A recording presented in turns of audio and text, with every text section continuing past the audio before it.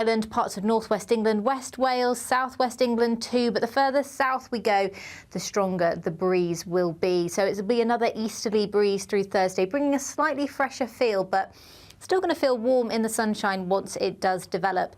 And much of that cloud should break up across central areas, though across the east coast, it'll likely linger through much of the day.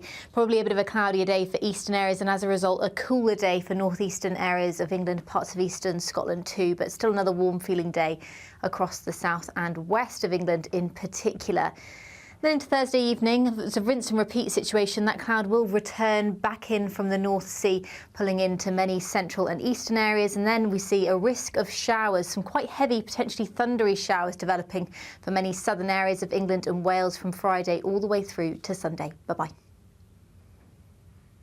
That warm feeling inside from Boxed Boilers, sponsors of weather on GB News.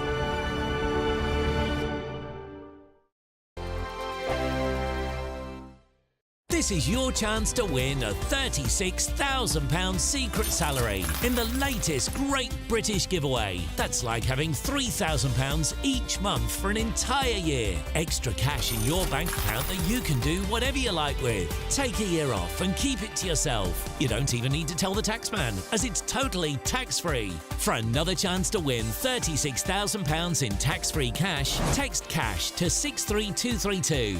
One entry costs £2 plus one standard network rate message, or text bonus to 63232. 5 entries cost £5 plus one standard network rate message. You can enter online at gbnews.com/win. Entries cost £2, or post your name and number to GB08 PO Box 8690 Derby DE1 9TT. UK only. Entrance must be 18 or over. Lines close at 5 p.m. on the 25th of October. Please check the closing time if listening or watching on demand. Good luck. This is GB News, Britain's news channel. Let's have a look at this story in the Telegraph, Charlie. And this is about Anglican Church, the Church of England, dropping the word church in favour of something a bit more modern sounding. Words such as community. Why are we afraid of the word church?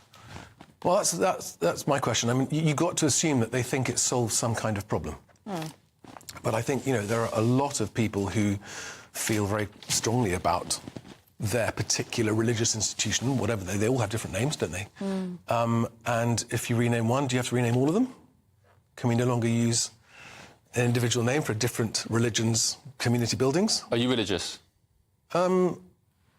I'm spiritual. You sound like him. Yeah. No, certainly. Oh, don't get any started on me. Do I believe in a God? Yes. Do I believe in any of the particular gods that are offered to us? Still undecided. I'm like you. I said exactly that. You two are the same. You two are exactly What about you, Anna? Are you particularly religious? Well, I'm not a proper religious. I won't name myself as a religious, but I really do respect religions.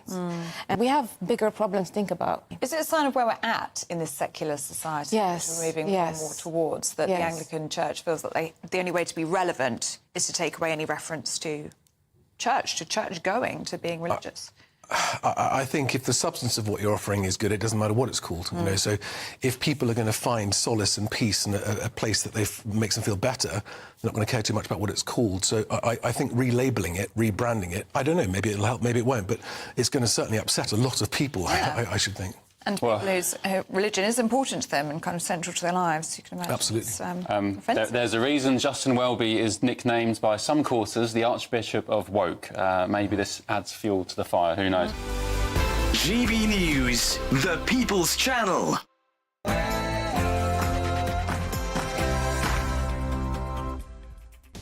A very good afternoon to you. It's 3 p.m. and welcome to the Martin Daubney Show. Of course, we're on GB News, broadcasting live from the heart of Westminster and all across the UK. On today's show, GB News can sensationally and exclusively reveal that changes to reform UK's constitution could mean leader Nigel Farage gets booted out if more than 50% of members triggered a leadership vote. Now, the big question is this: does this leave the upstart party at the risk of losing Mr Farage if enemies join up and deliberately trigger a bloody coup? Next up, Sir Keir Starmer has taken so many freebies from donors, a record £100,000, in fact, including free suits, luxury holidays and Taylor Swift tickets. He's earned the new nickname, Free Gear Kia. Starmer promised change, but has he got his snout in the trough, just like all the rest?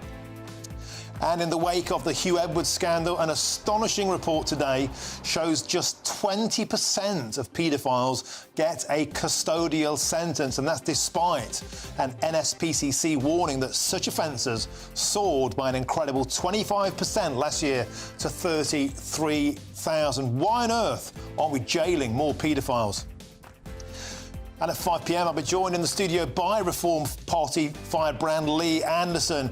On today's show, I'll ask him if Farage could get the boot, should Starmer give back those suits, and if he thinks we're doling out soft justice to paedophiles. That's all coming on an action-packed show.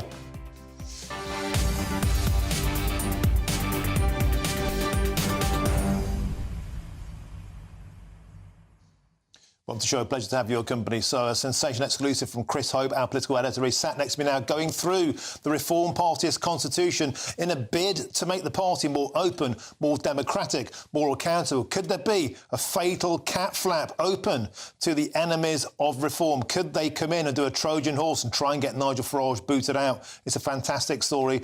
We'll be going through all the details on that soon. Plus, I'll be joined by Lee Anderson later in the show. I'll put that very question to him. Is this a posing question for Reform UK? Get in touch, gbnews.com/your say. It's your time to get involved. Before all of that, here's your headlines with Sophia Wenzel.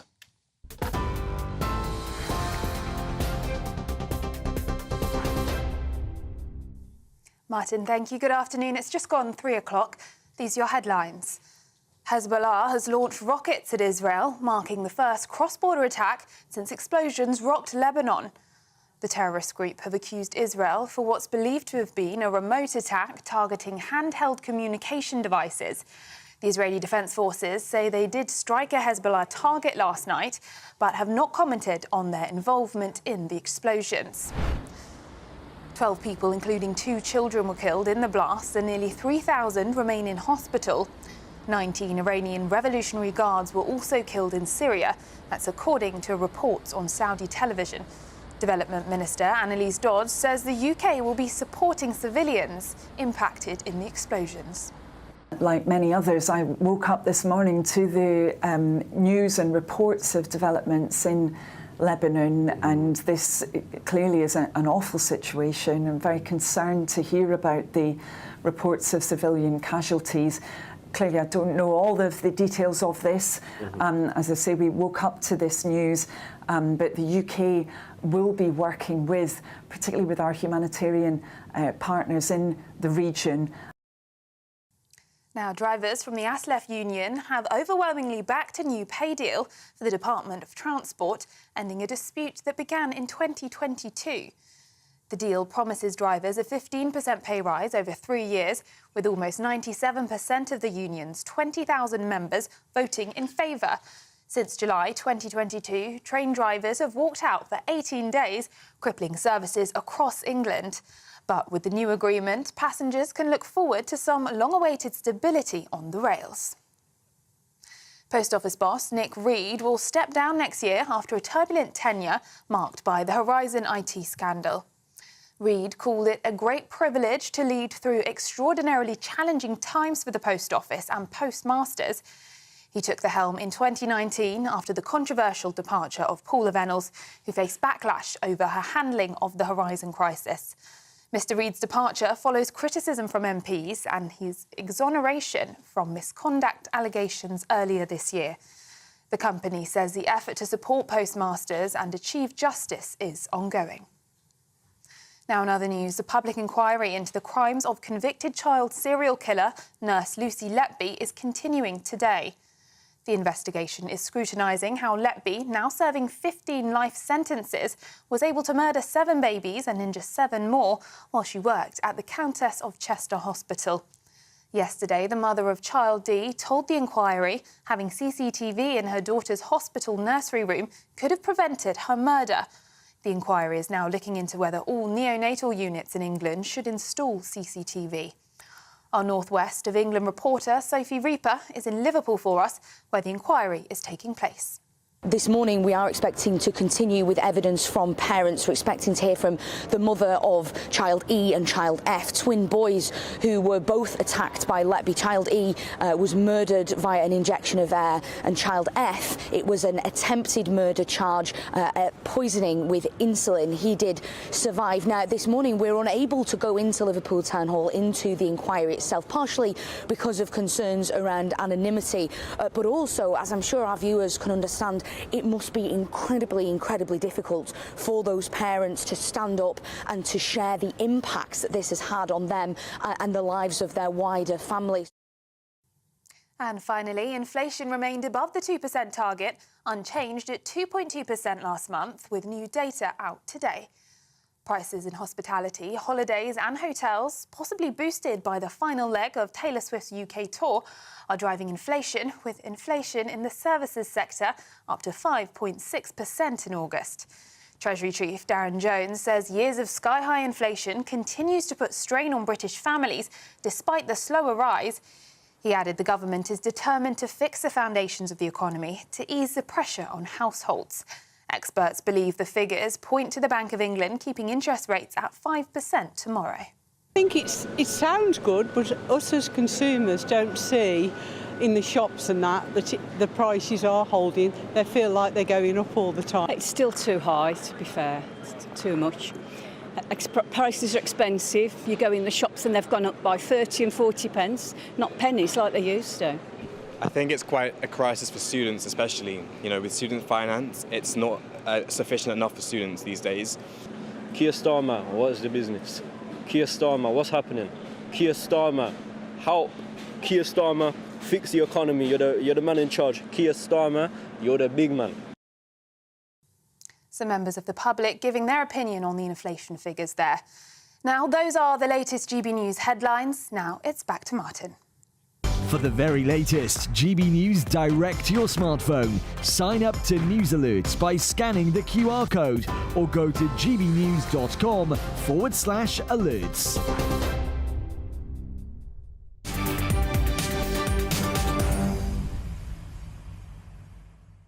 Thank you, Sophia. Now let's get cracking. We've got a great show ahead. And first off, GB News can exclusively reveal that changes to Reform UK's constitution means that leader Nigel Farage could get booted out if 50% of members triggered a leadership vote.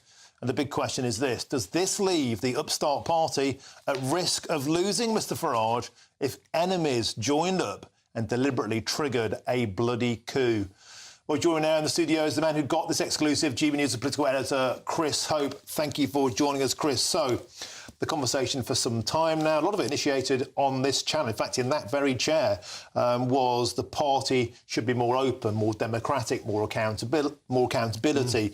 That has happened. In fact, you have the Constitution there, and you spotted something in there which may leave Mr Farage vulnerable. Tell us more. Well, this matters because Reform UK is a company. There are 15 shares in the company. 8 of them are owned by Nigel Farage. I mean, in modern-day democracy, you can't have a company with a few shares really having any pretence to forming a government. I think Nigel Farage knows this, and he told me for GB News on the eve of the election back in July that he will democratise Reform UK, and he's done so. This is a copy of the Constitution. This is being voted on by members of the party. This you see on the screen now, forgive me, this weekend. The bit I'm zooming in on, though, revealed by GB News now, is the no confidence motions part. It says there that if half the members of the parliamentary party want to vote no confidence, that will happen, but only when there's more than 100 MPs, so we're some way off that. But crucially, the second part, if more than half of members of good standing, members of their party, write to the chairman, Zia Youssef, requesting a motion of confidence, that will happen. The board will vote on the future of the leader, and if that person, the leader, loses that vote on the board, they have to resign. It's the first time we've had this, and there was risk attached to this, Martin, because, of course, we saw, didn't we, previously with Labour Party? Precisely. And I know you're concerned about that. So the precise point here is when you are more accountable, there is a risk of nefarious external influence coming in. We saw with the Labour Party join up for a fiver. I know a load of Conservatives joined and voted for Jeremy Corbyn because they wanted, as they saw at the time, the worst leader for the Labour Party. Could this model allow people who wish ill intent towards Nigel Farage or the Reform Party to join up and cast their votes and try and do a hostile takeover to have them kicked out of the cuckoo's nest? In theory, that could be the case. Now, I've gone to the party and asked that question. We'll bring you the answer through the afternoon on GB News. But maybe it could be that if you're only if you're a member in good standing, so if you're seen to be somebody who is doing it just to force out Nigel Farage, you're not in good standing, you could be disqualified from voting. So there's wriggle room here, possibly. But I do think this is an attempt by Nigel Farage, and probably a correct one, to modernise his party, make it more accountable. We've heard about the criticism from Ben Habib. Of course, he's the former deputy leader. It's like falling out, I think, with the leadership, and not an MP, so not really involved in the same way in the party. He's been calling for this for some time. I've been interested to hear what he says about it. But the Zia Yusuf, the chairman of the party, says that Nigel Farage has signed away his majority holding in the company that owns the party, and it's becoming a company limited by guarantee, not by shares. That means there are no shareholders, it's owned by its members. Yeah. It's a vital thing they're doing here for Reform UK. If they want to be, if they want to replace the Tories at the election, as they say they do, we'll hear more about that this weekend. This is a very important first step on that route. And, of course, it's the party's conference this weekend, so this has happened ahead of that. No doubt it'll be a huge talking point. And we'll be joined in the studio at 5 o'clock today by Lee Anderson from Reform, so we'll put this to him then. Great story. Let's move on to another huge talking point today, and, of course, it's the ongoing scandal around who they're now calling Free Gear Keir. So many freebies handed out to me. In fact, I put a tweet out earlier, let's get it on the screen now, just outlining the freebies that Sir Keir has taken since he was the party leader of the Labour Party. It looks like the winnings of a game show. Basically, it's got £20,000 in hotels, £12,000 in suits, a £4,500 Welsh holiday, £4,000 Taylor Swift tickets. There is 40 sets of free tickets, mostly Arsenal and England. Taylor Swift, Welsh holiday, £700 to see Coldplay, and frocks and fashion shows for the missus, who they're now calling Lady Victoria Sponger. Not the kind of nicknames that you want. It feels like he's won the first prize in a game show. The question is this, Chris. Now, he maintains he hasn't broken any laws, but he did say before he was elected, I will change politics. This doesn't feel like change. It feels like more of the same. It feels, in fact, like Sir and Lady Starmer are just Boris and Carrie. Different coloured rosettes to many people. Well, yeah, I think there was an issue raised about personal probity by Sir Keir Starmer when he was the leader of the opposition, and Boris Johnson was spending donors' money on doing up the flats above Downing Street. It became a big row. It was singled out and made to weaken Johnson by Starmer, so it's come back on him. There is nothing wrong with this. All of this information is declared eventually in the various places in Parliament where you declare this kind of thing. There was a delay in declaring some of these gifts to Lady Starmer. I think it's £5,000 worth of high-end dresses she's benefited from. Many of the donations from Wahid Ali, Lord Ali, a Labour peer. Some will question, I think, and perhaps you are, certainly GB News viewers and listeners may well ask why a guy on £167,000 a year plus his wife's income needs to have things given to him. I mean, I guess that's your suit, is it, Martin, you're wearing? Of course it is. It's my suit too. If anyone out there wants to send me a free suit, I'll have one. But I'm not the Prime Minister. I mean, earlier I spoke to Wes Streeting, a senior Labour politician, the Health Secretary. I asked him about his suit. Here's what he had to say. You wouldn't ban bringing cake into offices, if you remember. Is that still the case now you're in government? And has Nanny State gone too far by banning smoking in pub gardens? And just finally, it's a very nice suit. Did you pay for it yourself? I did, thank you very much. I always take compliments where I can get them, especially from you. I was at NHS England the other day and saw an abundance of sugary treats around the building. I've not reported them to the Chief Medical Officer yet, but there's a serious point here. I'm really not interested in being the fun police or telling people how to live their lives, and people certainly won't have to worry about closing their curtains at night in case I'm peering through the window and looking at what they're eating, drinking or smoking. That's not the kind of society I want to live in.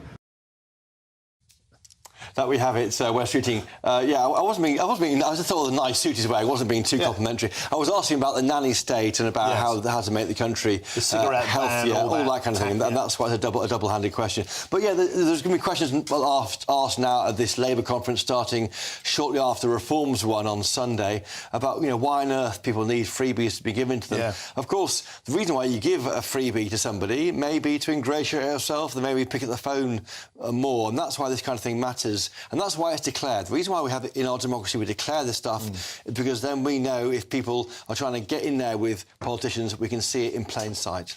Quickly, before we finish, about Wes Streeting's speech today about the NHS. Yeah. Now, interestingly, he was saying he's expecting, and I think actually this is true of a lot of things the Labour Party planning, he's expecting to get grief from the left of the party and the Labour Party, the old Corbynistas, the lefties, and the right, because he basically wants to go towards what we would call a two-tier NHS, part private for those who can afford it. Nigel Farage actually wants the same thing. The lefties are going to hate that. The people on the right will like that. But he's talking very much like a change candidate for the NHS. But will he be allowed to get his own way? That's so interesting. I mean, I think he's one of the best things to happen to the NHS. I'll explain why. I think only a Labour politician can have the space to reform it as it needs to be reformed. The Tories should have said this. Well, the Tories, they've got too much baggage and they're always battling with unions and like. I think a Labour government can reform the NHS if it wants to. Now, he was saying there in that speech, he's got two voices on his shoulders,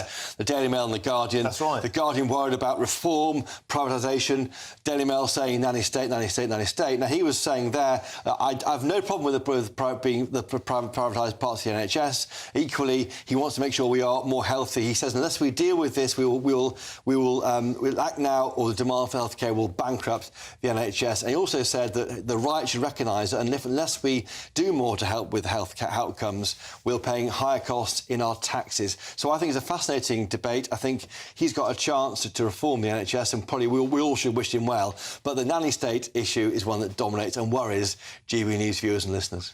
Chris Oban, excellent start to the show. Thanks for the exclusive. You're on the fire today, mate. Beautiful stuff. Thank you very much. Now, still to come is the Middle East on the brink of all-out war once again. I'm Martin Daubney on GB News, Britain's News Channel.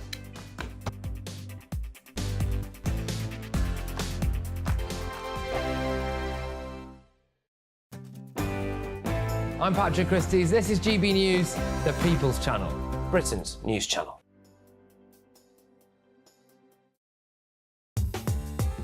I'm Christopher Hope. From pop stars to politicians, I'll interview anybody in a pub who's got a political opinion. Join me every Friday on Spotify, Apple Podcasts, YouTube or gbnews.com, or wherever you get your podcasts.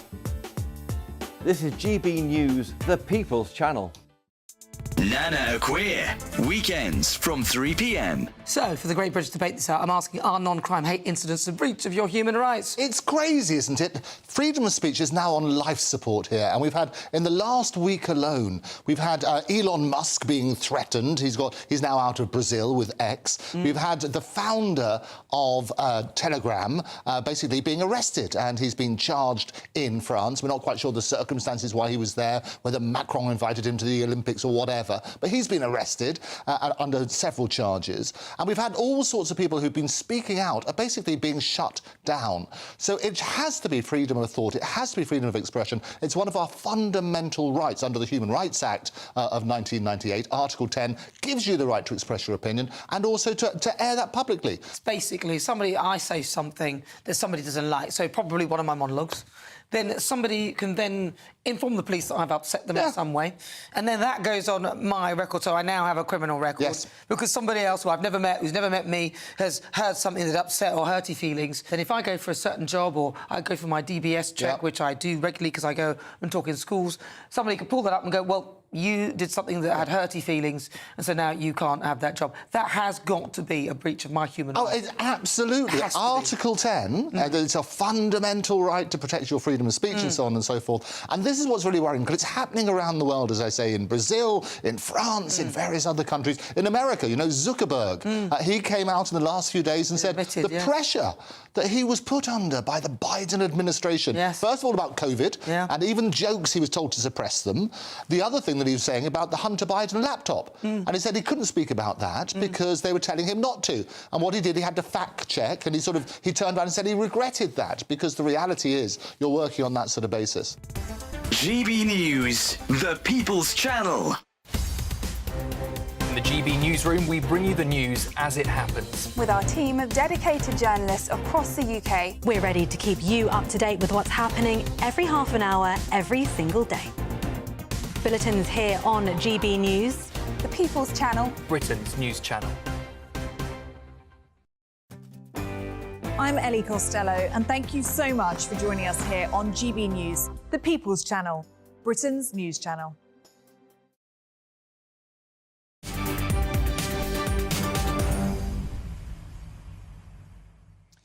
Welcome back. It's 3:21. I'm Martin Daubney on GB News. Now, leaders in the Middle East are accusing Israel of pushing the region to the brink of war as the death toll from hundreds of simultaneous explosions across Lebanon has risen now to 12, including 2 children. While nearly 3,000 are injured, the Hezbollah terrorist group and the Lebanese government have accused Israel for what's believed to have been a remote attack targeting handheld communication paging devices. It's an astonishing story. And joining me now is GB News' Home and Security Editor, Mark White. Mark, this story happened 24 hours ago during our show. It just felt like an episode of Homeland, and now the information is continuing to pour out. What's the latest? Yeah, the situation continuing to escalate. We've got breaking news of what may be a new wave of explosions that are being reported in the Lebanese capital, Beirut, in the Dahia district in southern Lebanon, known as a Hezbollah stronghold. We're looking at live pictures of the Lebanese capital at the moment. To the right of the screen there, you can see some smoke rising from there. There are additional reports of explosions in the Bekaa Valley and other areas of Lebanon. And we are also seeing some video that's beginning to emerge showing some injured people. One at least looks to be a man lying on the ground. Now, this would be very puzzling indeed, because you would imagine that anyone with any sense at all, knowing what happened with thousands of these pagers yesterday, would have disposed of their pagers tout suite. So we await confirmation of what is going on here, but the Times of Israel is suggesting that this could be a second wave of these pager or pager type explosions that are being reported. I should also add, Martin, that within the last couple of hours we have had, and you're looking at images there, explosions in northern Israel from a wave of rocket and drone attacks coming over the border from southern Lebanon, clearly launched by Hezbollah, some kind of retaliation for what happened in Lebanon yesterday. Now, what we are hearing in the way of explosions now in Beirut and other parts of Lebanon could be some kind of Israeli retaliation for those drone and rocket strikes on northern Israel. So a very, very volatile, tense situation in northern Israel and indeed in southern Lebanon as the repercussions of this extraordinary, audacious attack yesterday are beginning to be felt. And Mark White, when this happened yesterday, we were speculating, could this be the precursor to a more traditional rocket-type attack? You'd have to be a particularly stupid type of turkey voting for Christmas to keep one of those pagers about your person, would you not, after what happened yesterday?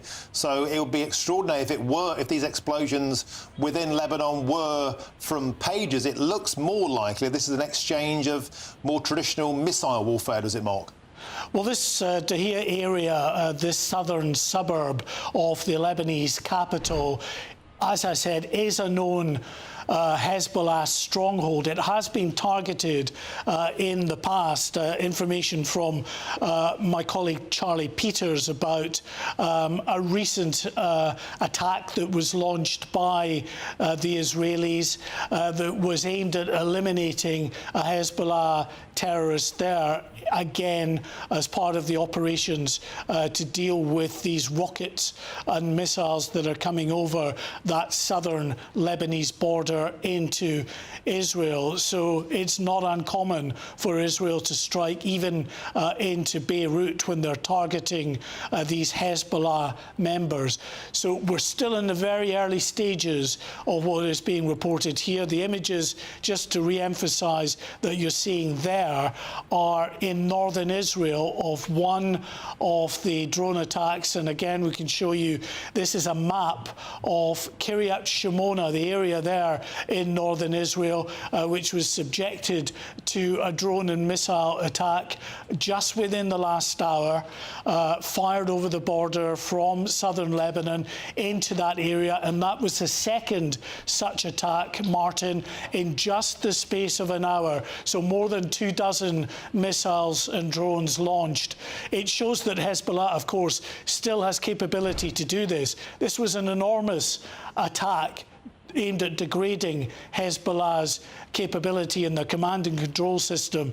But in comparison to Hamas, the terrorist organisation in Gaza that launched those attacks on October 7th last year that caused so many deaths and these hostages to be taken as well, compared to the power and the weapons at hand that Hamas has, there is no comparison.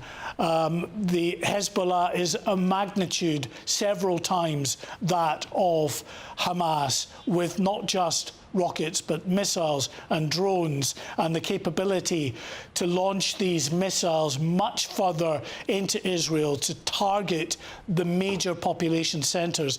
And there is real concern, Martin, that we may be heading ever closer to a more regional war. And that's certainly what Antony Blinken, the US Secretary of State, who is on a visit to Egypt, has been urging in terms of restraint, restraint in the wake of what happened yesterday. The United States did not know about, nor was it involved in these incidents, and we're still gathering the information and gathering the facts. Broadly speaking, we've been very clear, and we remain very clear, about the importance of all parties avoiding any steps that could further escalate the conflict that we're trying to resolve in Gaza, to see it spread to other fronts. It's clearly not in the interest of anyone involved to see that happen. And that's why, again, it's imperative that all parties refrain from any actions that could escalate the conflict. So, Martin, this story developing all the time, and my colleague Charlie Peters just passing on new information from a security source saying that the apparent new wave of explosions now in Lebanon, in Beirut and other locations may well be linked to walkie-talkies, handheld devices that it seems were purchased at the same time as 5,000 pagers were also purchased by Hezbollah. Their attempt to try to prevent Israel from launching or from monitoring their phone messages. So they purchased 5,000 pagers. They also purchased many walkie-talkies, it seems, handheld radios, which it seems are now, if the latest reports are to be believed, are also detonating. Mark White, a comprehensive update on an astonishing story. Thank you very much, and we'll catch you again in the next hour.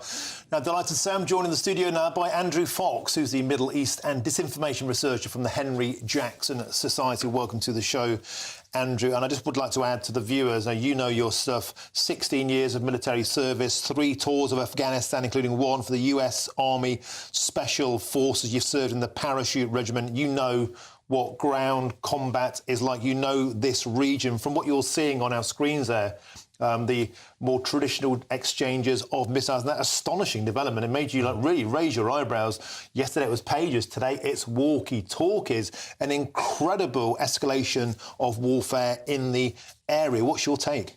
Yeah, it's an astonishing effort. This is science fiction territory now. The extent to which Hezbollah have been infiltrated by the Israeli security and intelligence forces is unprecedented, I think, at this point. But in terms of the escalation to a conventional type of warfare, it can only really escalate from one direction, and that's Israel. We know the 98th Division, which is their commando division, is now moving north. We're seeing an increase in airstrikes. But it's suffice to say that hopefully this is just a deterrence effort by Israel, because nobody's interested in a ground war in Lebanon. Hezbollah aren't, Israel I don't think are. All Israel needs is for people in northern Israel to be able to move home safely. And with a bit of luck, this flexing and this show of force and this incredible intelligence operation will have a deterrent effect that might hopefully get Hezbollah to back off. Andrew, yesterday we saw that the ambassador to Iran was involved in this. Today we're learning that the Iranian National Guards have been taken out in some cases. So you said yesterday it's absolutely no surprise that Iran has got its fingers on this, as Hezbollah is basically a wing of Iran. Does that increase the likelihood of this expanding, or now they've kind of been, if you like, kind of chased out into the open? We know that Iran is directly involved. Might that make them think, actually, we better go back because Israel are pretty well armed? And Iran doesn't have a great domestic capability. You know, they're still using fighter jets and ships from the 1950s and 60s. You know, this is not a modern army that can go toe-to-toe with the Israel Defense Forces. So what they're going to try and do, I'd imagine, is escalate through their proxies. And I would imagine that looking very much like an attempt to increase rocket fire from Lebanon. But we've seen just in July this year that Israel have a really good way of stopping those from happening with airstrikes. But the West Bank, I think, is vulnerable. So I can imagine Iran will try and flood the West Bank with arms and try and stoke something akin to a third intifada.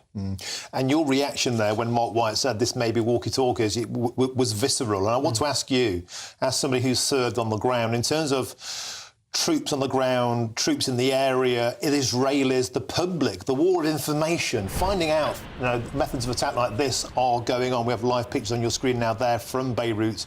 I believe we have fresh explosions raining out. Andrew Fox, in terms of the psychological impact, you mentioned the degree of penetration of Hezbollah with pagers, with walkie-talkies. It's an astonishing coup de grace.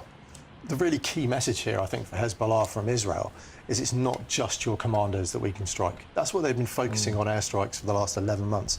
And the Dahir district of Beirut was where they killed Fuad Shakur, who's the second in command of Hezbollah. And that's why they dropped using GPS mobile phones, because they could be traced. Exactly so. But now the message to Hezbollah is it's not just your commanders we can strike.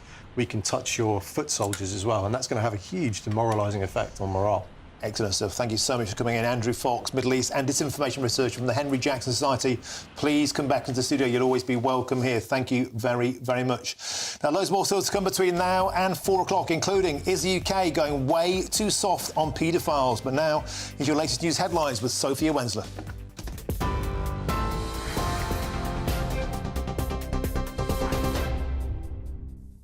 Martin, thank you. Good afternoon. It's 3:33. These are your headlines. Now, as you've been hearing, in the Middle East, where a blast has taken place in Beirut, a security source has told Reuters that handheld radios have been targeted in the latest attacks in Lebanon rather than pagers. It comes as Hezbollah has launched rockets at Israel, marking the first cross-border attack since the explosions rocked Lebanon yesterday. The terrorist group have accused Israel for what's believed to have been a remote attack targeting handheld communication devices. The Israeli Defense Forces say they did strike a Hezbollah target last night, but have not commented on their involvement in the explosions. 12 people, including 2 children, were killed in the blasts and nearly 3,000 remain in hospital. 19 Iranian Revolutionary Guards were also killed in Syria. That's according to reports on Saudi television. Development Minister Annalise Dodds says the UK will be supporting civilians impacted in the explosions. Now, back in the UK, train drivers have called time on strikes with a pay deal now agreed. ASLEF union members voted overwhelmingly to accept a 15% pay rise over 3 years, ending 2 years of industrial action. The strikes, which began in July 2022, caused major disruption across England. With 18 days of walkouts and overtime bans, the dispute impacted millions of passengers. Now, with the deal approved by 97% of ASLEF's members, services are expected to return to normal. A massive blast rocked Russia's Tver region after a Ukrainian drone strike hit a major ammunition depot, forcing a mass evacuation. Videos showed a fireball lighting up the night sky with explosions, while NASA detected intense heat over a 14-square-kilometre area. Local officials confirmed the blast, but details are limited, with the media under military censorship. Ukraine's security service says the strike destroyed missiles and artillery shells, though Kyiv has yet to officially comment. And finally, TGI Fridays, UK operator, has entered administration as the company scrambles to sell its 87 restaurants worldwide. The chain's parent company hopes to complete the sale by the end of September, potentially saving thousands of jobs. However, it's not clear if a buyer will be found, and it may not be enough to cover the company's debts. Those are the latest GB News headlines. More in half an hour. For the very latest GB News direct to your smartphone, sign up to News Alerts by scanning the QR code or go to gbnews.com/alerts.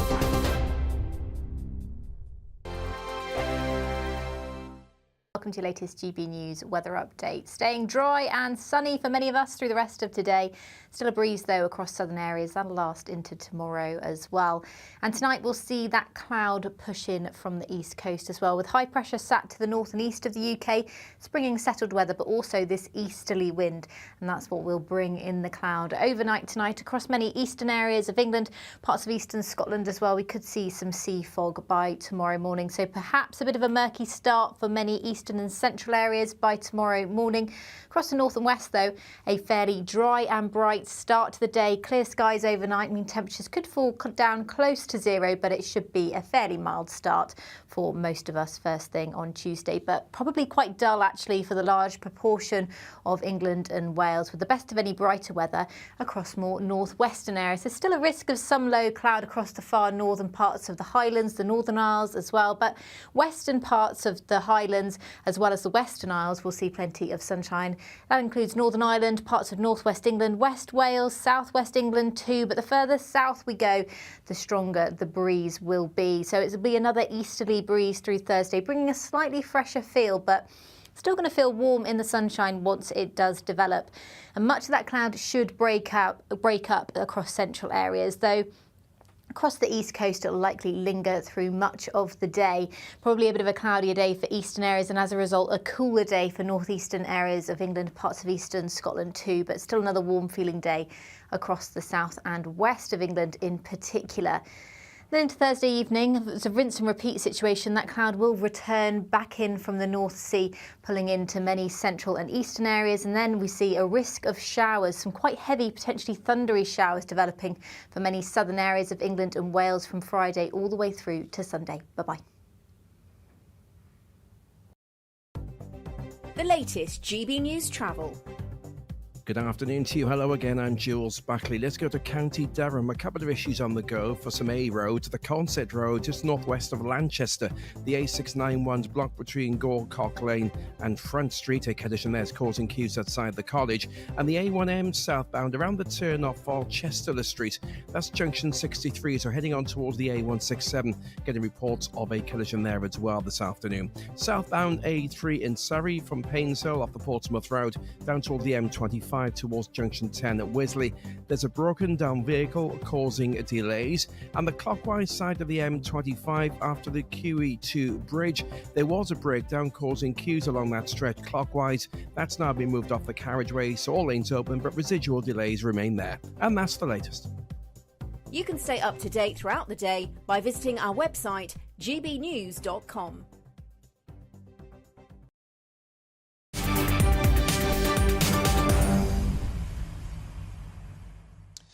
Welcome back. Your time is 3:39. I'm Martin Daubney on GB News. Just to bring you another update on a breaking news story. Now you can see here we have pictures, live pictures of Beirut. Explosions have been reported across southern Beirut in the Daya suburb of Beirut, and that's a Hezbollah stronghold.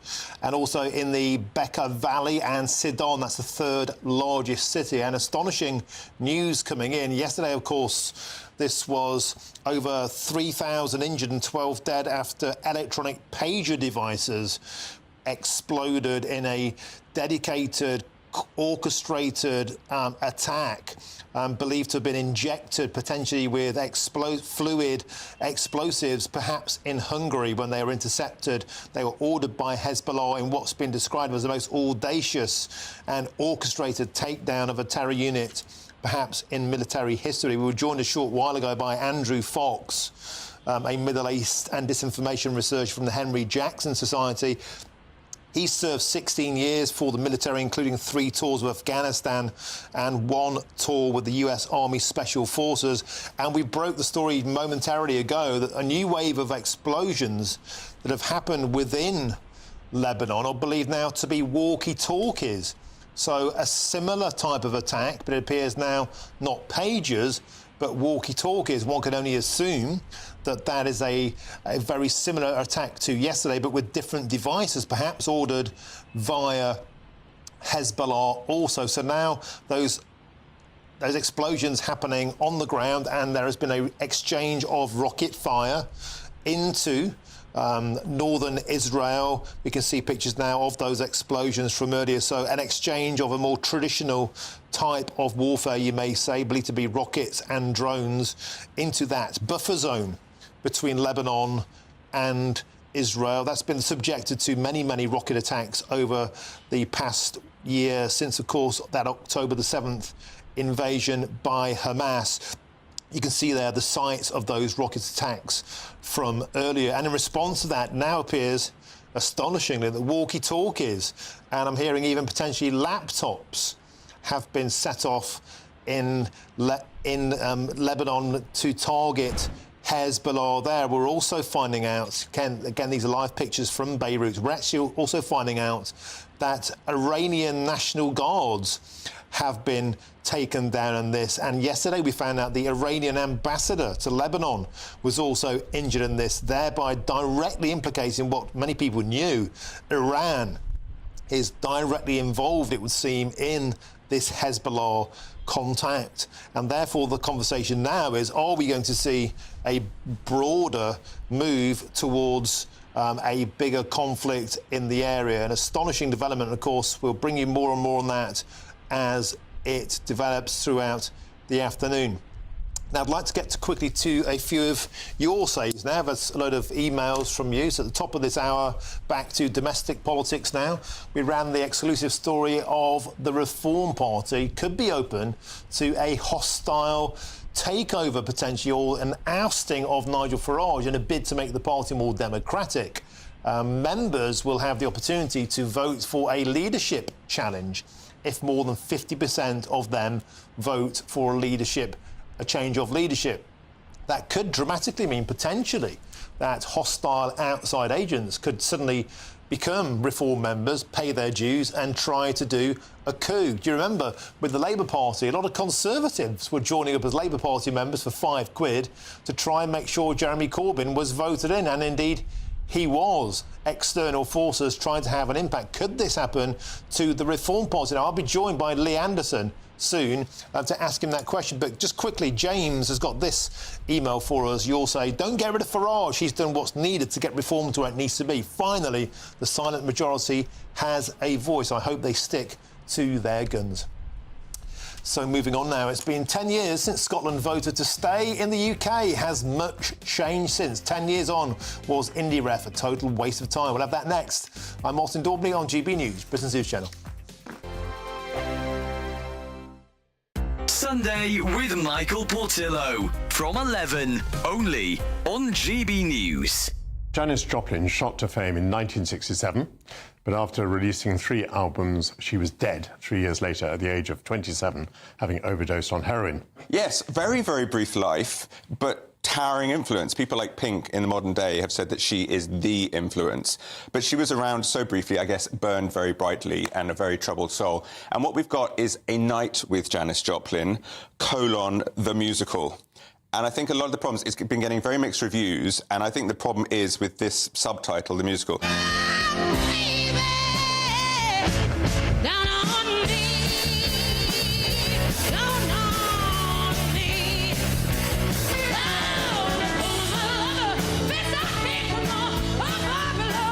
That that does it no justice at all. Really? It's staggering, stunning in an audience. So what we have is a night with. It's as if she's in concert. She's sitting on the stage, she's swinging from a bottle, and she's singing and giving us little memories, thoughts on life. I think I see where you're going, because some critics have said it's a fantastic individual performance that sits in an empty vessel of a show. Yeah. And you're saying that that's because the expectations of what the show is have been wrong. Yes, I agree. And I do think that it's obviously a very loving show. There's very little reference to drugs. There's a bit of a throwaway comment. So we don't really look at the demons. What we do is we explore womanhood very powerfully, but also the blues. How long do we have to see this? This one it's on until September the 28th. It's on at the Peacock, which is just down by Aldwych in London. Quite a small auditorium, actually. No, it's a big auditorium. So the Peacock is it's a bit of a barn of a room. And again, I would say this show might be better in a slightly smaller venue, but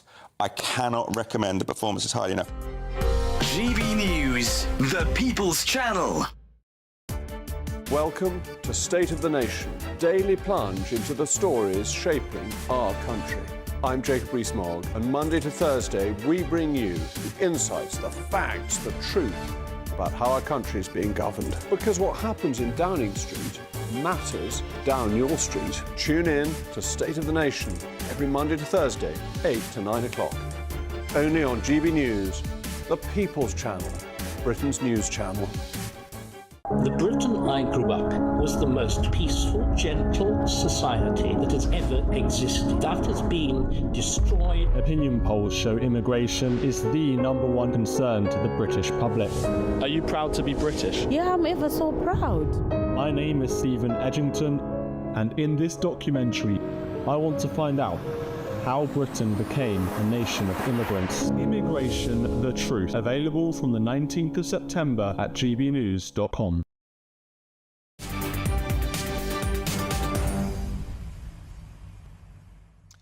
Welcome back. Your time is 3:46. I'm Martin Daubney. This is GB News. Now, leaders in the Middle East are accusing Israel of pushing the region to the brink of war as the death toll from hundreds of simultaneous explosions across Lebanon has now risen to 12, including 2 children.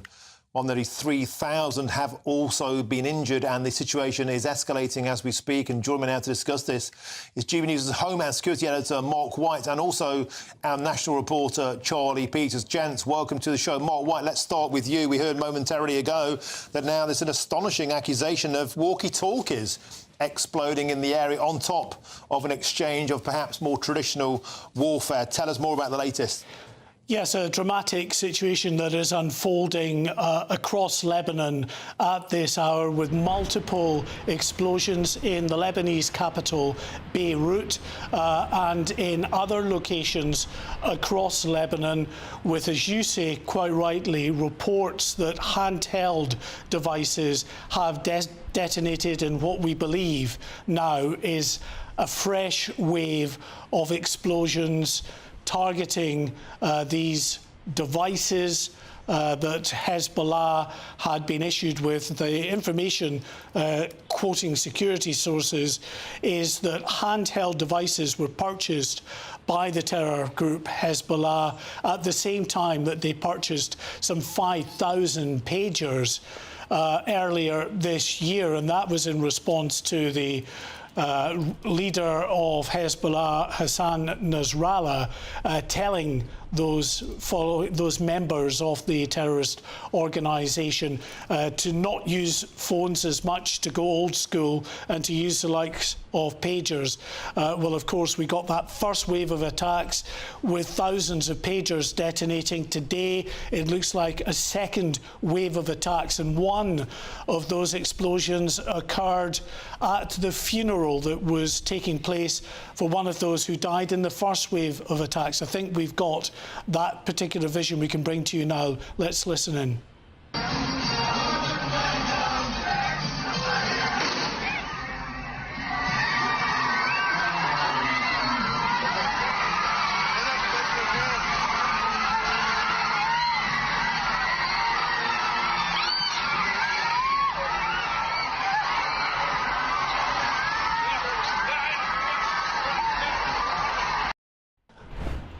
Well, of course, many thousands of people were there gathered for a number of funerals. We're told that 12 people died in this first wave of explosions in Lebanon. Charlie Peters alongside me here. And Charlie, clearly a very significant escalation with what is a second wave of attacks, not just a one-off. Yeah, a second wave of attacks and using potentially a different form of technology now to target Hezbollah with this new set of explosions.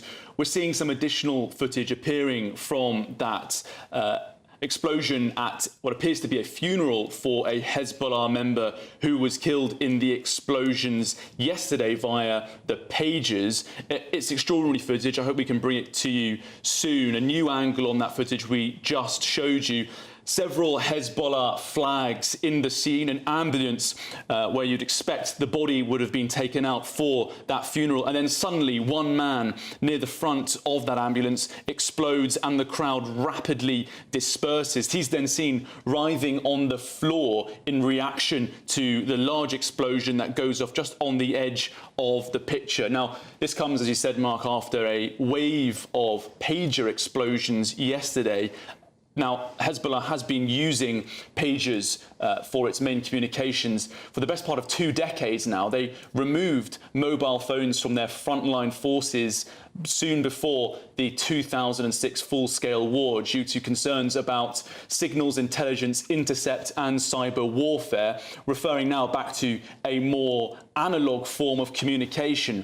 But they'll be concerned now with a second round of explosions potentially focusing on a new form of technology that even further levels of their technology will be compromised with explosive devices.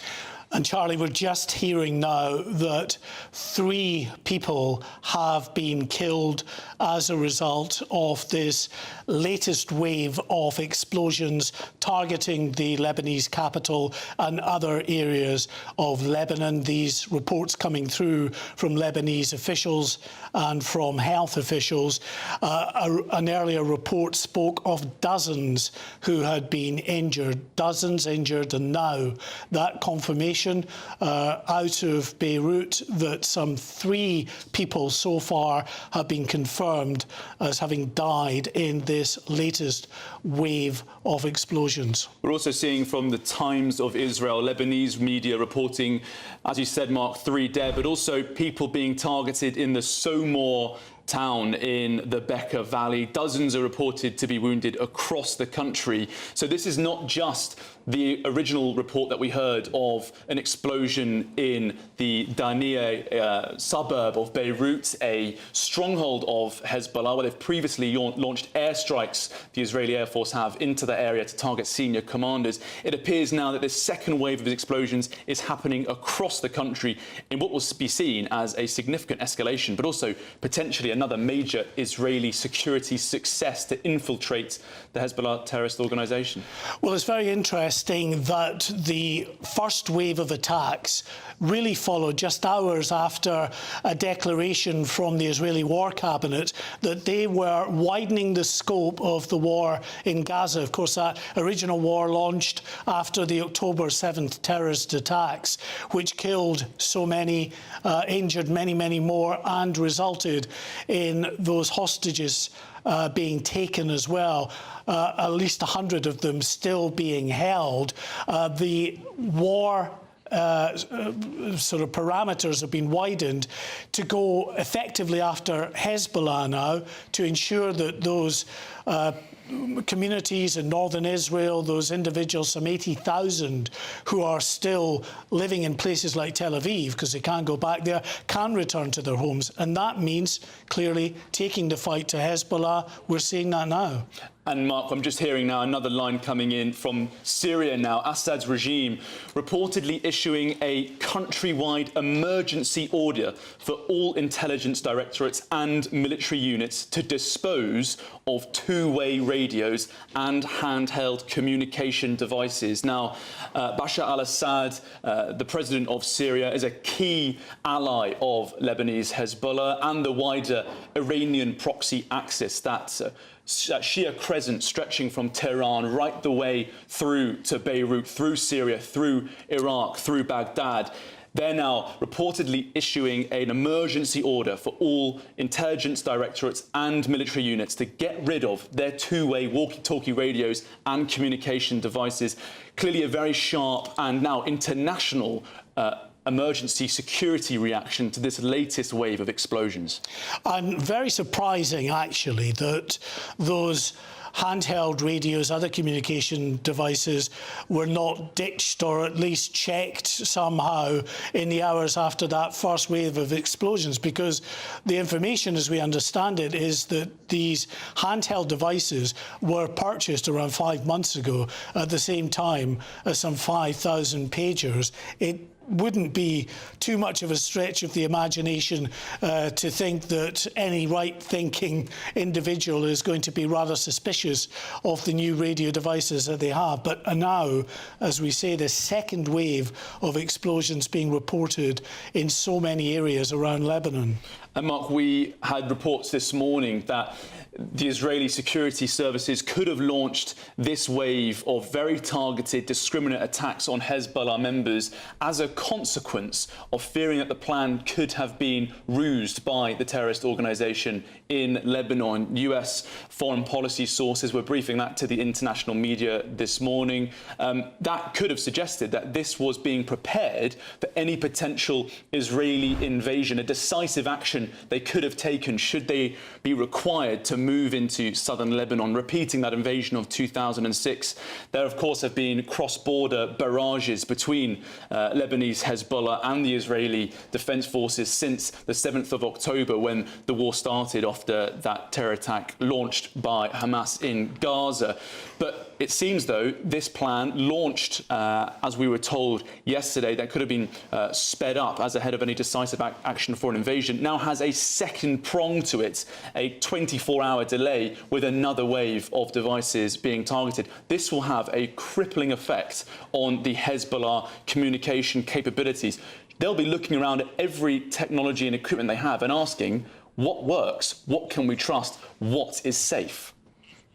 You're now looking at live pictures from the northern Israel-Lebanon border, fires that have been sparked there. Now, some of that may be related to some of the rocket attacks that have been taking place over the last couple of hours, fired from Hezbollah positions in southern Lebanon. It may be retaliatory fire from the Israelis. So you've got really a multi-dimensional scene that is unfolding in Lebanon. There is clearly now this apparent second wave of explosions targeting more communication devices that are being used by Hezbollah. But in addition, Hezbollah firing rockets and launching drones towards northern Israel, and then the Israelis responding to that as well. And latest information we're getting now here to GB News is that more than 100 people have been wounded, with that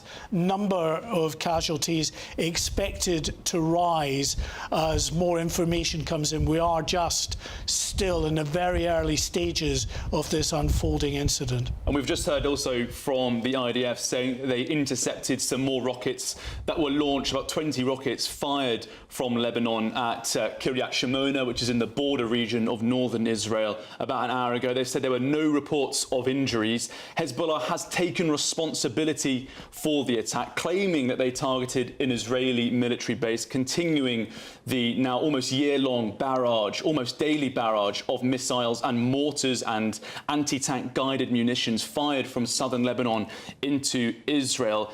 And it comes after the Israeli military has improved its number of forces deployed to that border region. It decided to send the 98th Division, which has most recently been deployed to the Gaza Strip and fighting very consistently there towards that border region, potentially shifting its focus away from its southern arena to that northern one. At various points in this conflict for the last year, Mark, those two sections of the conflict have fluctuated in importance. But now with this, what appears to be a brazen but very successful security operation with these exploding walkie-talkies and pagers, as is being reported, we could see a more significant focus on that northern border region.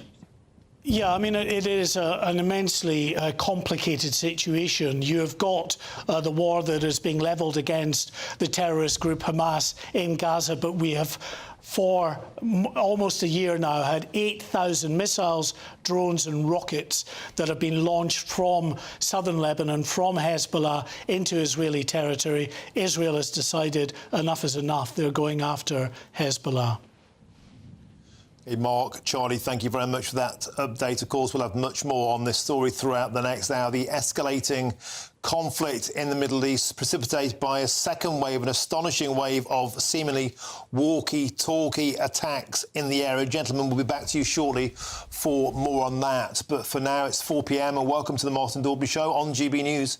Of course, we're broadcasted live from the heart of Westminster and all across the UK.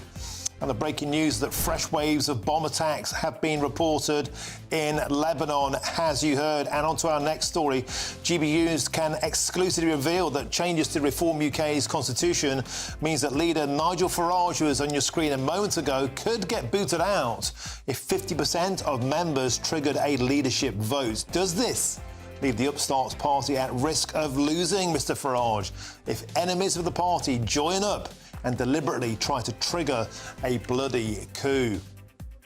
Next up, Sir Keir Starmer has now taken so many freebies from donors, a record £100,000 in fact, including free suits, luxury holidays and even Taylor Swift tickets, that he's earned a new nickname, Free Gear Keir. And Starmer has promised change before he was elected in as Prime Minister, but has he got his snout in the trough just like all of the rest of them?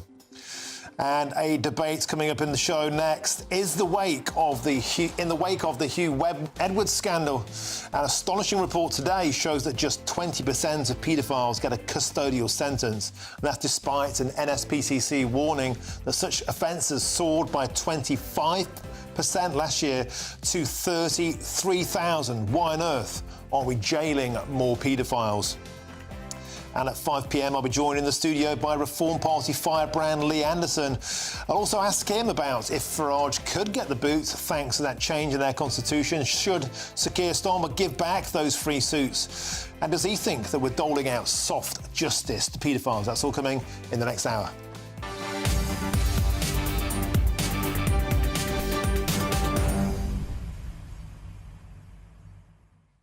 Thanks for joining me. Always a pleasure to have your company. Get in touch all the usual ways. Send your views and post your comments by going to gbnews.com/your say. But before we carry on, here's your headlines and here's Sophia Wensler.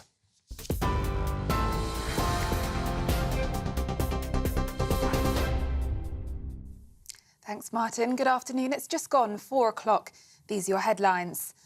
First, to the Middle East, where more blasts have reportedly killed 3 people and wounded hundreds more in Beirut. A security source has told Reuters news agency that handheld radios have been targeted in the latest attacks in Lebanon rather than pages.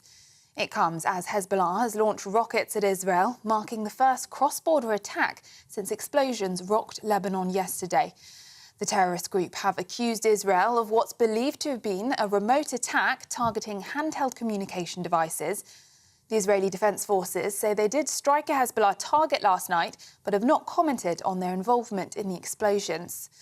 12 people, including 2 children, were killed in the blasts and nearly 3,000 remain in hospital. 19 Iranian Revolutionary Guards were also killed in Syria. That's according to reports on Saudi television. Development Minister Annalise Dodd says the UK will be supporting civilians impacted in the explosions. Like many others, I woke up this morning to the news and reports of developments in Lebanon, and this clearly is an awful situation. I'm very concerned to hear about the reports of civilian casualties. Clearly, I don't know all of the details of this. As I say, we woke up to this news, but the UK will be working with, particularly with our humanitarian partners in the region.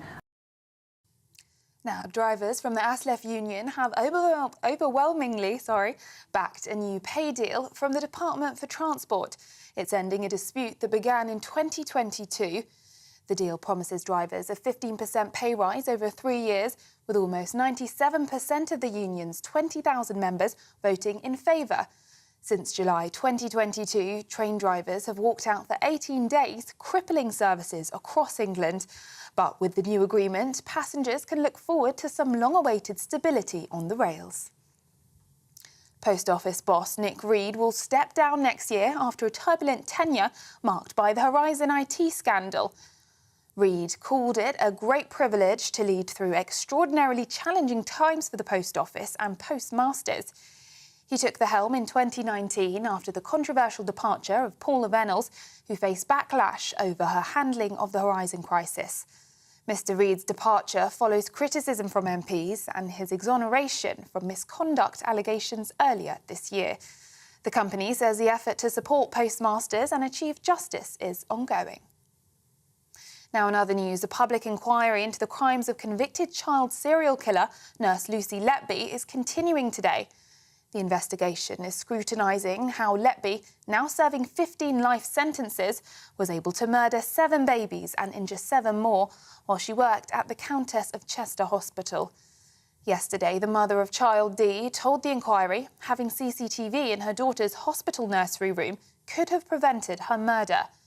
The inquiry is now looking into whether all neonatal units in England should install CCTV. Our North West of England reporter Sophie Reaper is in Liverpool for us, where the inquiry is taking place. This morning we are expecting to continue with evidence from parents. We're expecting to hear from the mother of child E and child F, twin boys who were both attacked by Letby. Child E was murdered via an injection of air, and child F, it was an attempted murder charge, poisoning with insulin. He did survive. Now, this morning we're unable to go into Liverpool Town Hall, into the inquiry itself, partially because of concerns around anonymity, but also, as I'm sure our viewers can understand, it must be incredibly difficult for those parents to stand up and to share the impacts that this has had on them and the lives of their wider families. And finally, inflation remained above the 2% target, unchanged at 2.2% last month, with new data out today. Prices in hospitality, holidays and hotels, possibly boosted by the final leg of Taylor Swift's UK tour, are driving inflation, with inflation in the services sector up to 5.6% in August. Treasury Chief Darren Jones says years of sky-high inflation continues to put strain on British families, despite the slower rise. He added the government is determined to fix the foundations of the economy to erase the pressure on households. The public have been giving their view on the inflation figures today. I think it sounds good, but us as consumers don't see in the shops and that the prices are holding. They feel like they're going up all the time. It's still too high, to be fair. It's too much. Prices are expensive. You go in the shops and they've gone up by 30 and 40 pence, not pennies like they used to. I think it's quite a crisis for students, especially, with student finance. It's not sufficient enough for students these days. Keir Starmer, what is the business? Keir Starmer, what's happening? Keir Starmer, help. Keir Starmer, fix the economy. You're the man in charge. Keir Starmer, you're the big man. Those are the latest GB News headlines for now. More in half an hour. For the very latest GB News direct to your smartphone, sign up to news alerts by scanning the QR code or go to gbnews.com/alerts.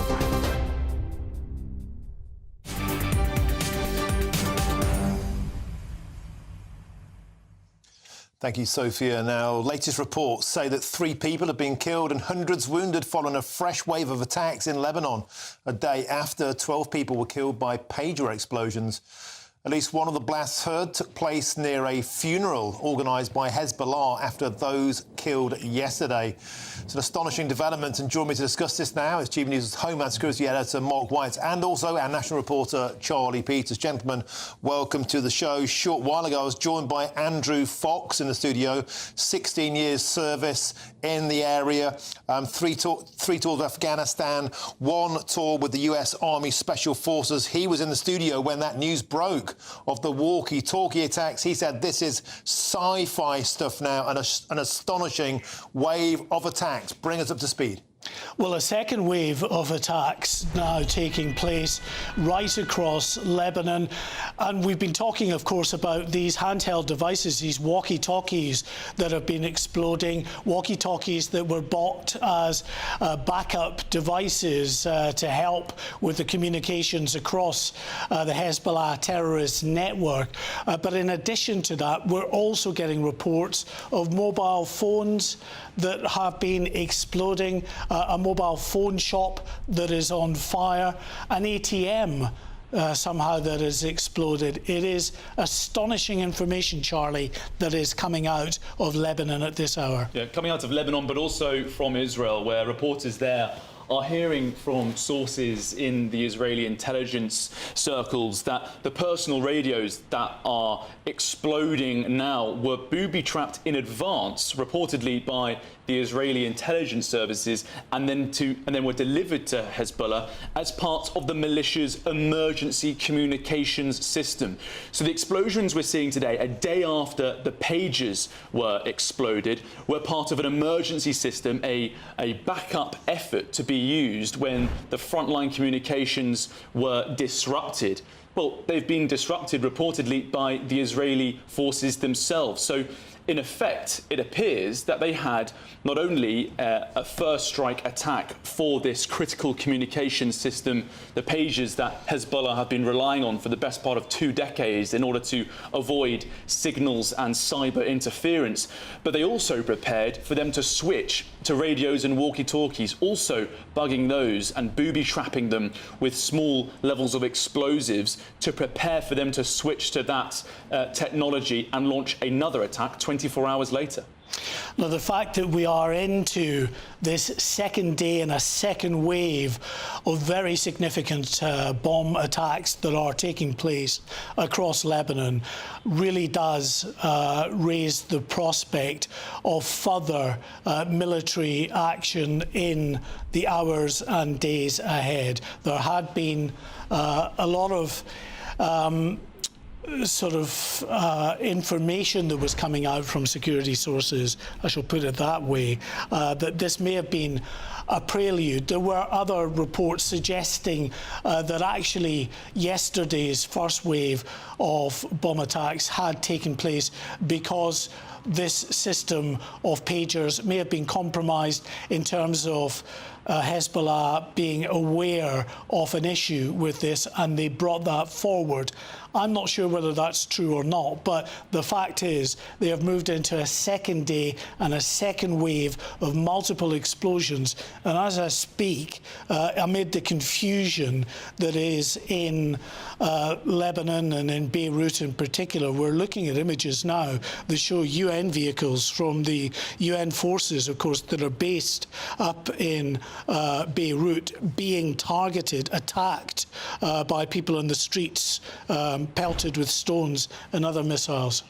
And Mark, this will demonstrate further the intense psychological toll that this sort of operation will be having on the Lebanese population and indeed more targeted the Hezbollah ranks. This will increase the paranoia and the fear that those fighters, those terrorists will be feeling now, potentially moving and to influence the militia's leadership to change its policy with regards to its conflict with Israel. And in reaction to the attack that happened yesterday, those thousands of pages exploding, we heard from the US Secretary of State Antony Blinken in a press conference in Egypt earlier saying that the United States wasn't involved, it had no knowledge of the pager attack, and he said that all parties must avoid taking steps that escalate the conflict and widen it to more fronts. Well, just hours after he said that, it appears that a second wave of explosions is going on, potentially also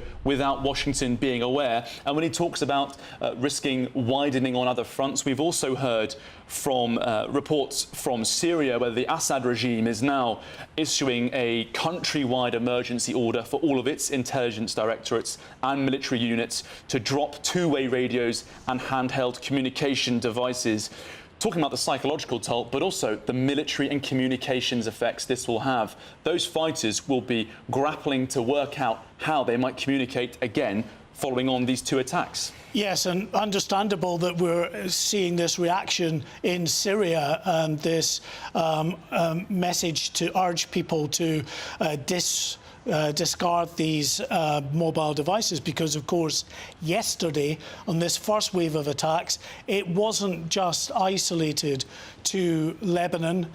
It was also throughout Syria, where those that are linked to Hezbollah, and those you might not think are directly linked to Hezbollah, but they are, the Iranian Revolutionary Guard members, reports that 19 Iranian Revolutionary Guard members were killed and 150 others wounded when their pagers detonated. So all of those who had been issued with these thousands of pagers by Hezbollah had suffered, obviously, in the detonation of these devices. And what it shows you is the very firm proof, if proof were ever needed, of this axis, which of course begins right at the top with Iran and its proxies, Hezbollah, Hamas, the Houthi rebels and aligned forces in Iraq and Syria, who are being sponsored, who are being encouraged by Iran to carry out these attacks on Israel. Well, now, of course, Israel going after Hezbollah, targeting Hezbollah, but those that are aligning themselves to Hezbollah and dealing with them directly. And Mark, we were just showing now some footage of the pager attack that happened yesterday, footage of an explosion in the corner. I think we can now bring you some images of one of the walkie-talkie radio explosions that happened earlier today at a funeral in Beirut just a couple hours ago.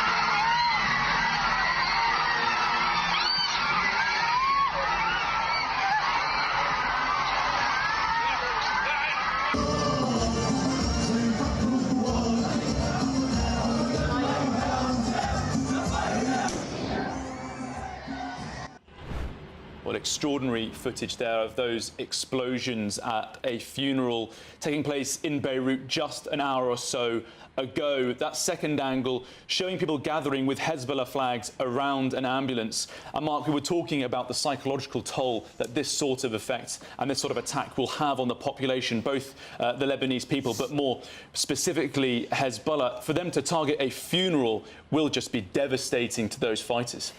Well, there's no doubt about that. And yes, the psychological toll, the confusion that these attacks bring is important. That is one dimension. But I think probably the most important element that Israel will want to gain from this is to bring down that network of communications that this terrorist organisation has been employing on a daily basis, multiple times a day, to launch these thousands of rockets, missiles and drones into northern Israel.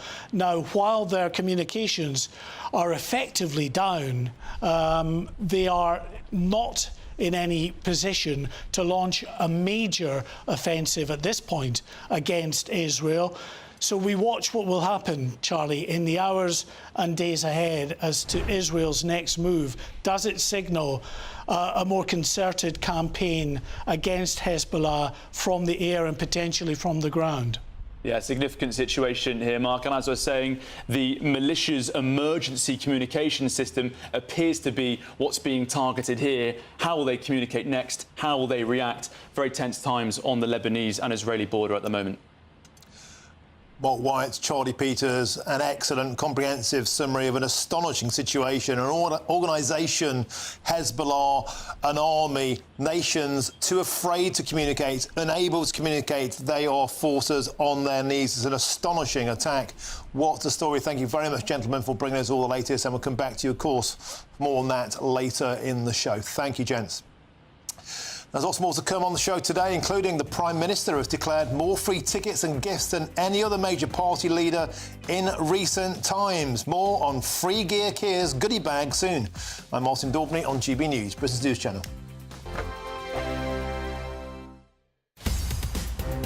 From the GB newsroom, we bring you the news as it happens. With our team of dedicated journalists across the UK. We're ready to keep you up to date with what's happening every half an hour, every single day. Bulletins here on GB News. The People's Channel. Britain's news channel.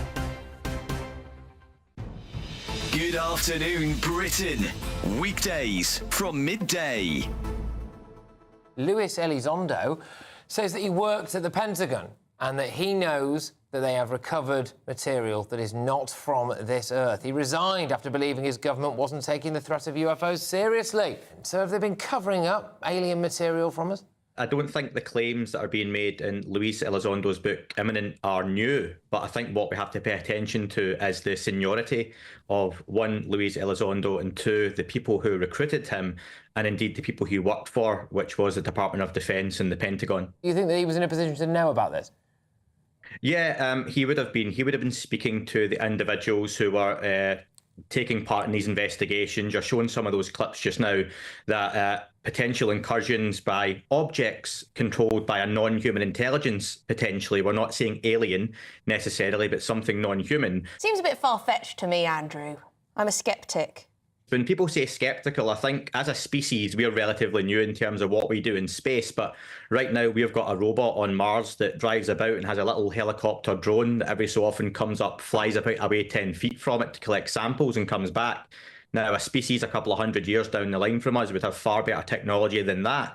So who's to say what we're encountering aren't just really advanced probes from something else that's just slightly ahead of us in the technological scale? I don't think that's too far stretch of the imagination. When you do see things like what we just saw there, which was made public, the New York Times did a big expose on all of this, and actually, you know, the world didn't end. We weren't all outside fighting each other for scraps of food and burning down the nearest Lidl, were we? We just thought, oh, that's quite cool. I think now we have to look at it and maybe take a step back, look at the people coming out now, talking about UFOs and thinking, is there something to this that we've maybe been overlooking? GB News, the People's Channel.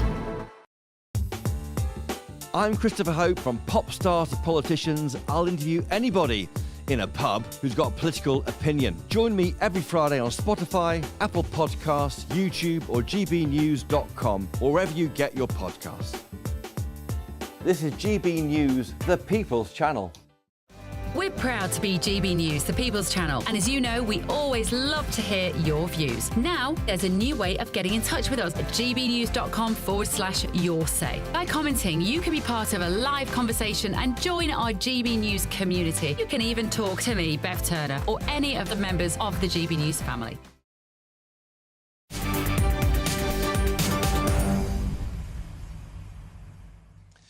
Welcome back. Your time is 4:22. I'm Martin Daubney on GB News. Now, GB News can exclusively reveal that changes to reform UK's constitution means leader Nigel Farage could get booted out if 50% of members triggered a leadership vote. Now, the big question is this.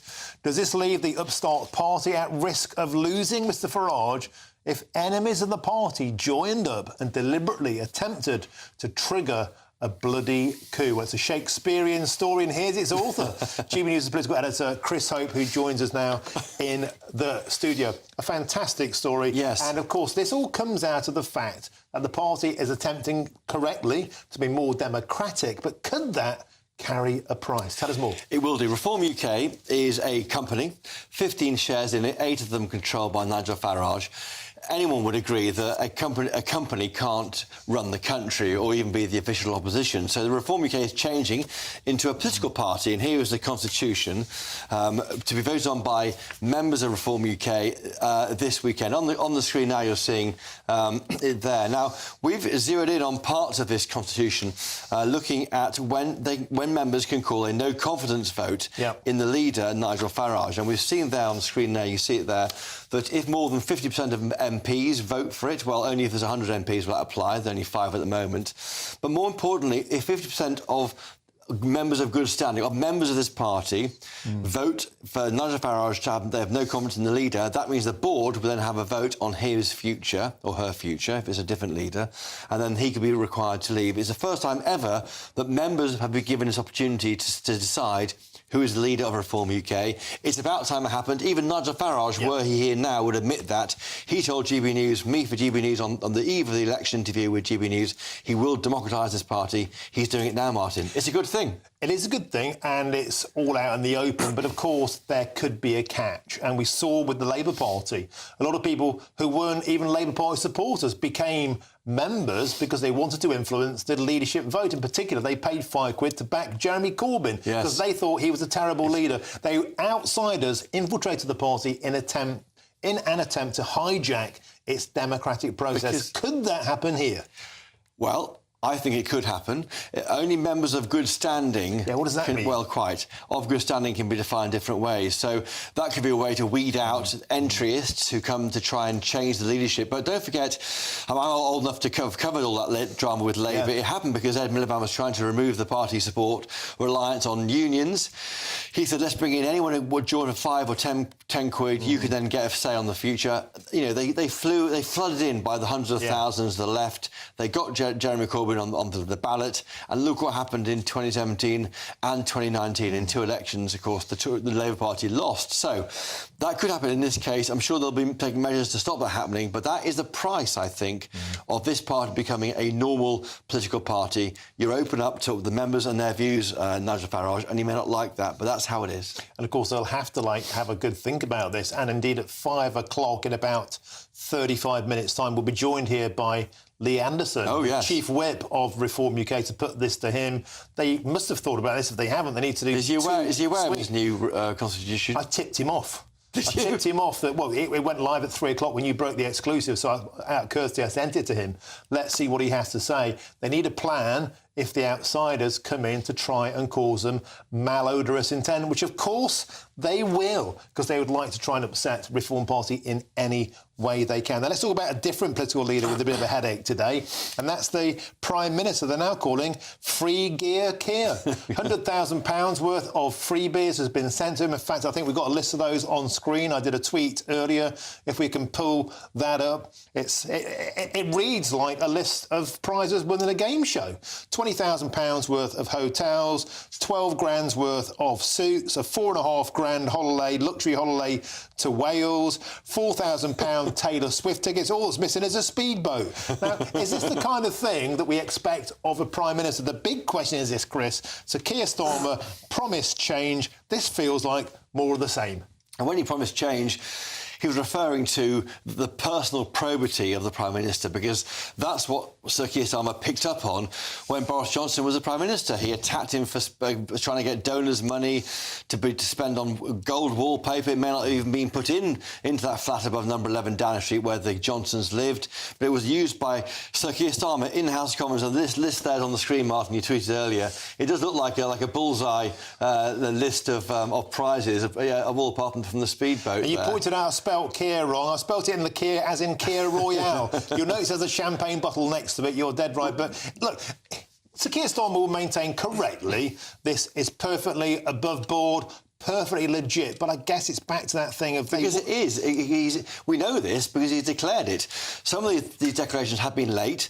We do know about the £1,000 of... many £1,000s of dresses given to Lady Starmer by donors. It has been declared late. They've admitted that. It's been corrected. There's no investigation. It's all out there, but the point is viewers and listeners might wonder why on earth a man paid, as we know, £167,000 for being an MP and being Prime Minister would need to receive gifts like this. Well, Chris, stick around. We might get our next guest in a pincer movement. It's the former Labour MP, Sean Simon. Sean, welcome to the show. So the list is out there, and to repeat, nothing is dodgy here. This is all above board. It's allowed. But my question is quite simple. Sir Keir Starmer and Lady Starmer said they were going to be changing politics. There'll be no more of this freebies, no more cronyism.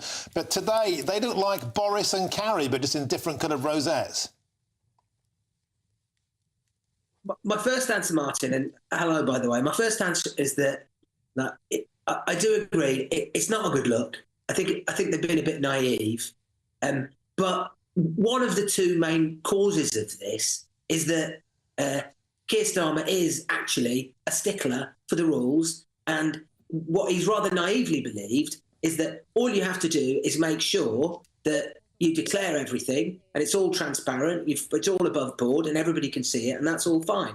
And of course, it's not fine because, people like you will have a field day taking the mick about it all. The second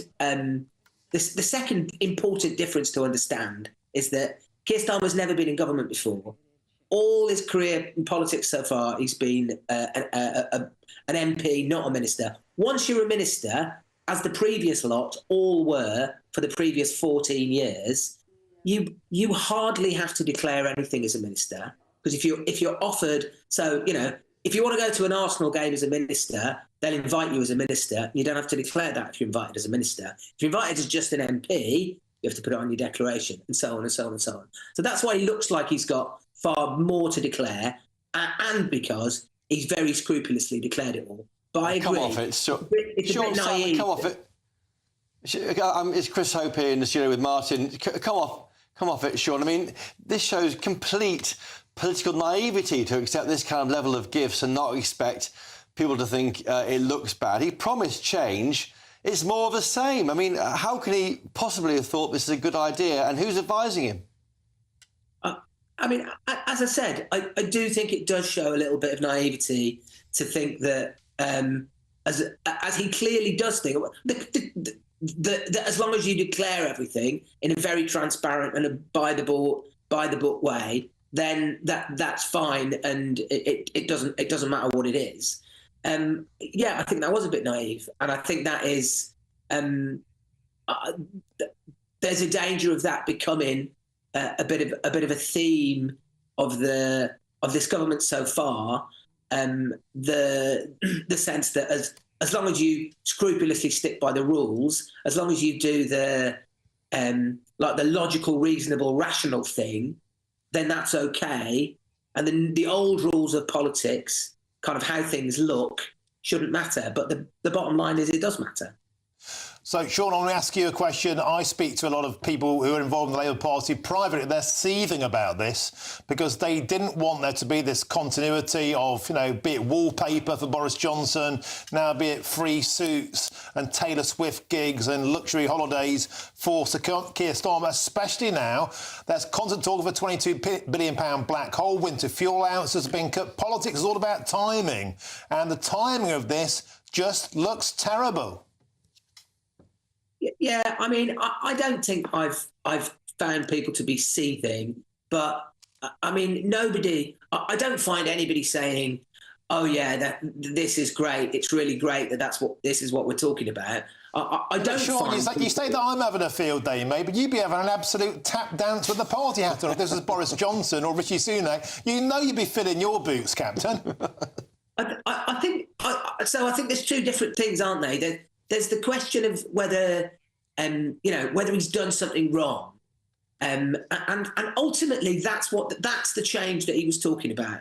He was talking about the previous lot who carried on as though it was one rule for them and another rule for us, and he doesn't believe that, and he genuinely doesn't act like that. He genuinely sticks by the rules, but that doesn't mean that if you accept lots of free tickets because you're an MP and you declare them all very scrupulously, then everybody will say, "Oh, well done for declaring them," and nobody will say, "Look at all those free tickets." OK, thank you very much. Well, there has been change. They're not taking wallpaper. They're taking London Fashion Week tickets. Sean Simon, thank you very much. Always a pleasure to have you on the show. And thanks to you, Chris Hope. Excellent stuff. Now, there's lots more still to come between now and 5 o'clock, including it's been 10 years since Scotland voted to stay in the UK. How much has changed? But first, here's your headlines with Sophia Wensler.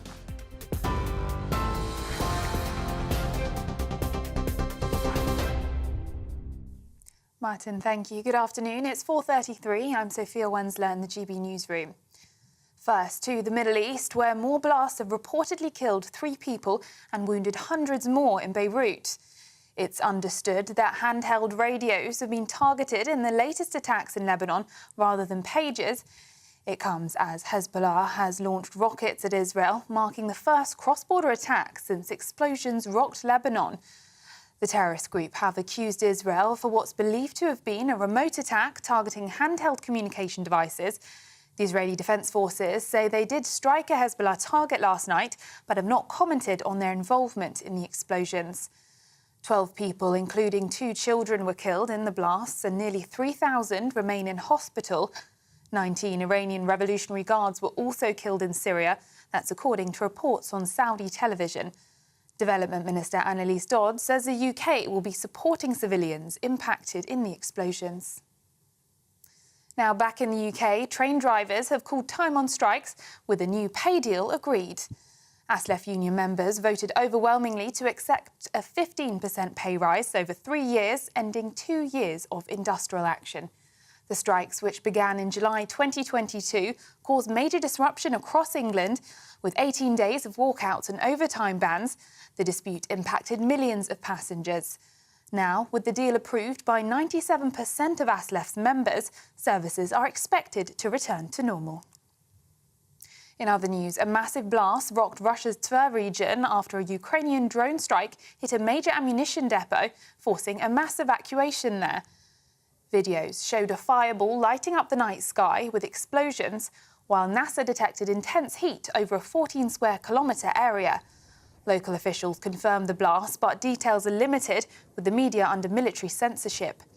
Ukraine's security services says the strike destroyed missiles and artillery shells, though Kyiv has yet to officially comment.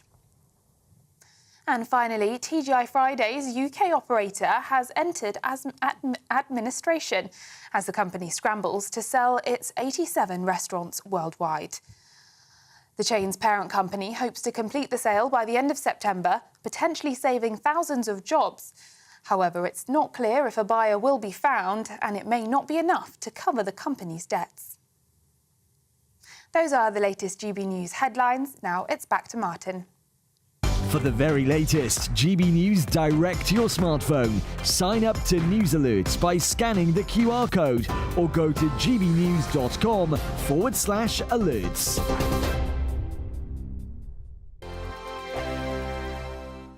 Welcome to your latest GB News weather update. Staying dry and sunny for many of us through the rest of today. Still a breeze, though, across southern areas. That'll last into tomorrow as well. And tonight we'll see that cloud push in from the east coast as well, with high pressure sat to the north and east of the UK. It's bringing settled weather, but also this easterly wind. And that's what will bring in the cloud overnight tonight across many eastern areas of England, parts of eastern Scotland as well. We could see some sea fog by tomorrow morning. So perhaps a bit of a murky start for many eastern and central areas by tomorrow morning. Across the north and west, though, a fairly dry and bright start to the day. Clear skies overnight mean temperatures could fall down close to zero, but it should be a fairly mild start for most of us first thing on Tuesday, but probably quite dull actually for the large proportion of England and Wales, with the best of any brighter weather across more northwestern areas. There's still a risk of some low cloud across the far northern parts of the Highlands, the Northern Isles as well, but western parts of the Highlands as well as the Western Isles will see plenty of sunshine. That includes Northern Ireland, parts of northwest England, West Wales, southwest England too, but the further south we go, the stronger the breeze will be. So it'll be another easterly breeze through Thursday, bringing a slightly fresher feel, but still going to feel warm in the sunshine once it does develop. And much of that cloud should break up across central areas, though across the east coast, it'll likely linger through much of the day. Probably a bit of a cloudier day for eastern areas, and as a result, a cooler day for northeastern areas of England, parts of eastern Scotland too, but still another warm feeling day across the south and west of England in particular. Then into Thursday evening, it's a rinse and repeat situation. That cloud will return back in from the North Sea, pulling into many central and eastern areas. And then we see a risk of showers, some quite heavy, potentially thundery showers developing for many southern areas of England and Wales from Friday all the way through to Sunday. Bye-bye. The latest GB News travel. Good afternoon, hello to you. I'm Jules Buckley, Dumbarton in West Dumbartonshire. The Stirling Road, the northbound A82. Now that's still closed from Glasgow Road up to Greenhead Road and queuing. It's all due to a collision there. To the southwest of Preston, the Liverpool Road, the A59 in Tarleton is part blocked by Coe Lane. There's emergency repairs causing a lot of queuing traffic either side. Southbound M5 at the turn off at Droitwich Junction 5, a lane closed on the exit slip there coming off the motorway. There's a breakdown. Spark Hill in Birmingham and the Stratford Road, the A34 part block still between Greswold Road and Foreman's Road. There's a police incident causing queues. And towards Hooley and Surrey, the Brighton Road there, the A23, reports coming in of a collision just by the junction with Church Lane, so partially blocked and starting to look slow. And that's the latest. You can stay up to date throughout the day by visiting our website, gbnews.com.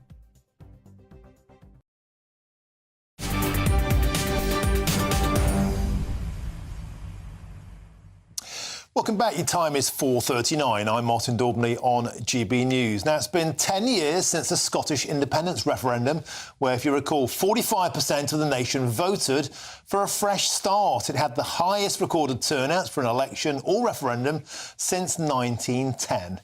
Our Scotland reporter Tony Maguire has this 10 years on report. Tomorrow is our opportunity of a lifetime. All we have to do is to go into a polling station and put a cross on a piece of paper. 10 years ago today, a record number of Scots did just that. But 55% of those crosses said no to independence.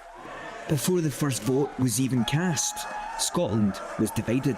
Yes, because we need to take responsibility for our own affairs. Definitely no, no, no. I think it's time for us to stand on our own 2 feet. I am still undecided. A lot of toing and froing. Arguably, the once-in-a-generation narrative has been a thorn in the side of the movement ever since. But despite all the routes blocked through Westminster and the courts, SNP First Minister John Swinney says independence remains urgent and essential. I will make sure independence is understood as the route to a stronger and a fairer country. Understood not as nice to have, but as urgent and essential here and now. That is how we will make independence happen. In the days before the referendum, thousands filled Scotland's streets in a sea of saltires. But this past weekend, former First Minister Alex Salmond addressed mere hundreds at an event marking the milestone anniversary. We're here today to demonstrate that we can recapture that mood of optimism, determination of people wanting to reclaim their country. That's what we have to do. A decade after campaigning for Great Britain being better together, Scottish Labour leader Anas Sarwar remains optimistic for Scotland's future, despite the prevailing negativity surrounding the topic. I think there's lots that people can look back on and feel quite negative about, but actually despite that negativity, despite those challenges, I actually feel really optimistic about the future, because I think it's really important that we don't just think about the past and reflect on the rights and wrongs of that debate. I think it's really important actually that we think about the future. Should Scotland be an independent country? An unambiguous question asked and answered by the people in 2014. The question now is, will the people of Scotland in this generation or the next ever be asked again? Tony Maguire, GB News. Well, the Scottish public voted no. To discuss that further, I'm now joined by the former MSP and the MEP, Brian Monteith, who joins me now on the show. Brian, welcome to the show. Always a pleasure. So, Mr. Salmond felt referendum would leap like a salmon. It didn't. It flopped like a caber into a bog. Now, you've written an excellent piece today saying referendum is dead for now. Tell us more.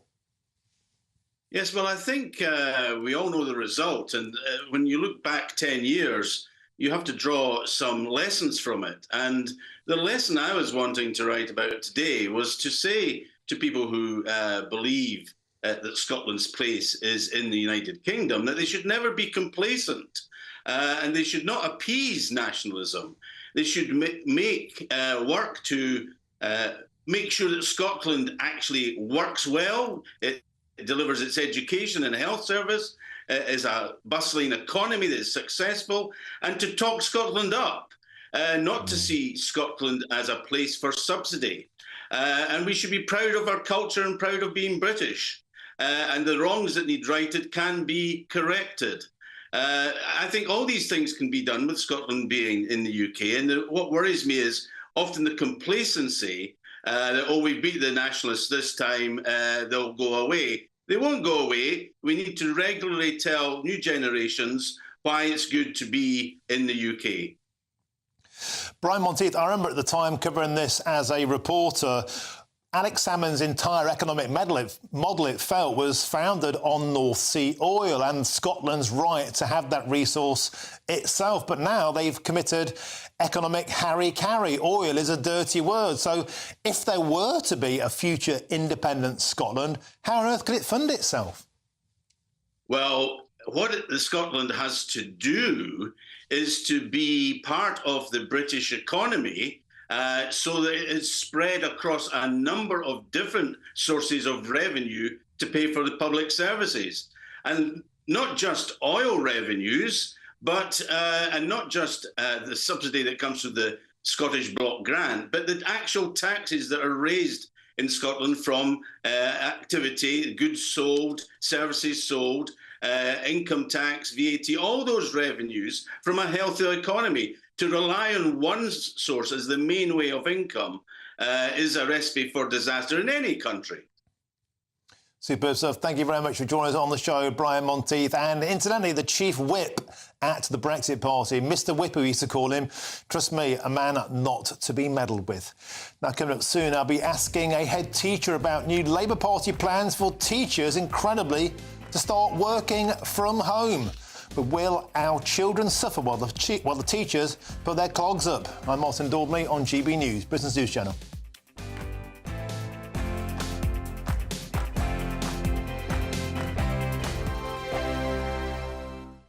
The Britain I grew up was the most peaceful, gentle society that has ever existed. That has been destroyed. Opinion polls show immigration is the #1 concern to the British public. Are you proud to be British? Yeah, I'm ever so proud. My name is Stephen Edgington, and in this documentary, I want to find out how Britain became a nation of immigrants. Immigration, the Truth. Available from the 19th of September at gbnews.com. GB News Breakfast. Every day from 6 a.m. Stay-at-home dads, good or bad? I personally think when you just have a baby, your hormones are all over the place, you're breastfeeding, to go back to work, I feel personally it's a big old thing. And I think babies really need their mums. On the other side, if a stay-at-home dad was a stay-at-home dad for years, I would also say, well, come on now, the children are in school. What's the issue? Why can't you go back to work? It's really interesting because my husband's been a stay-at-home dad for 6 months and is working part-time. We both work part-time now. And that was always the choice that we were going to make. And it's been the best thing ever for my family. My husband and my daughter have the most incredible bond. He's much more practical, playful, and a better problem solver than me. I mean, the problem I see, Annette, with all of this is that you do get a lot of women who say, we don't want the stereotype. We don't like the stereotypes. And when men say, well, actually, I want to be the parent staying at home and looking after the child, it's frowned upon. So you can't have it both ways. I wouldn't say that's a long-term stay-at-home dad. And also, we're talking about actually dads should look after their children, and we shouldn't be praising them and say, oh, they're underappreciated for changing a nappy. That's their duty. I think it takes real guts as a man to decide that you're going to give up those things that society deems so highly, even if it's for a short time. Why is it then, Annette, that you say your dads should go back to work? I read an article about a dad who was a stay-at-home dad for 15 years, pursuing his hobbies and fitness and all that. Now, I just don't think that's fair. GB News, the People's Channel. It's Patrick Christys tonight, and here we do things differently. It's explaining the absolute madness of this, doesn't it? It's explosive. I mean, this is very good. It's lively. 850. Your government sat there, Sean, and it did nothing. It's controversial. And the Middle East has been in turmoil since before I was born. It's everything you need to kickstart your evening. Everyone's had their Weetabix tonight. I love to see it. That's Patrick Christys tonight, weeknights from 9 p.m. Only on GB News, the People's Channel, Britain's news channel.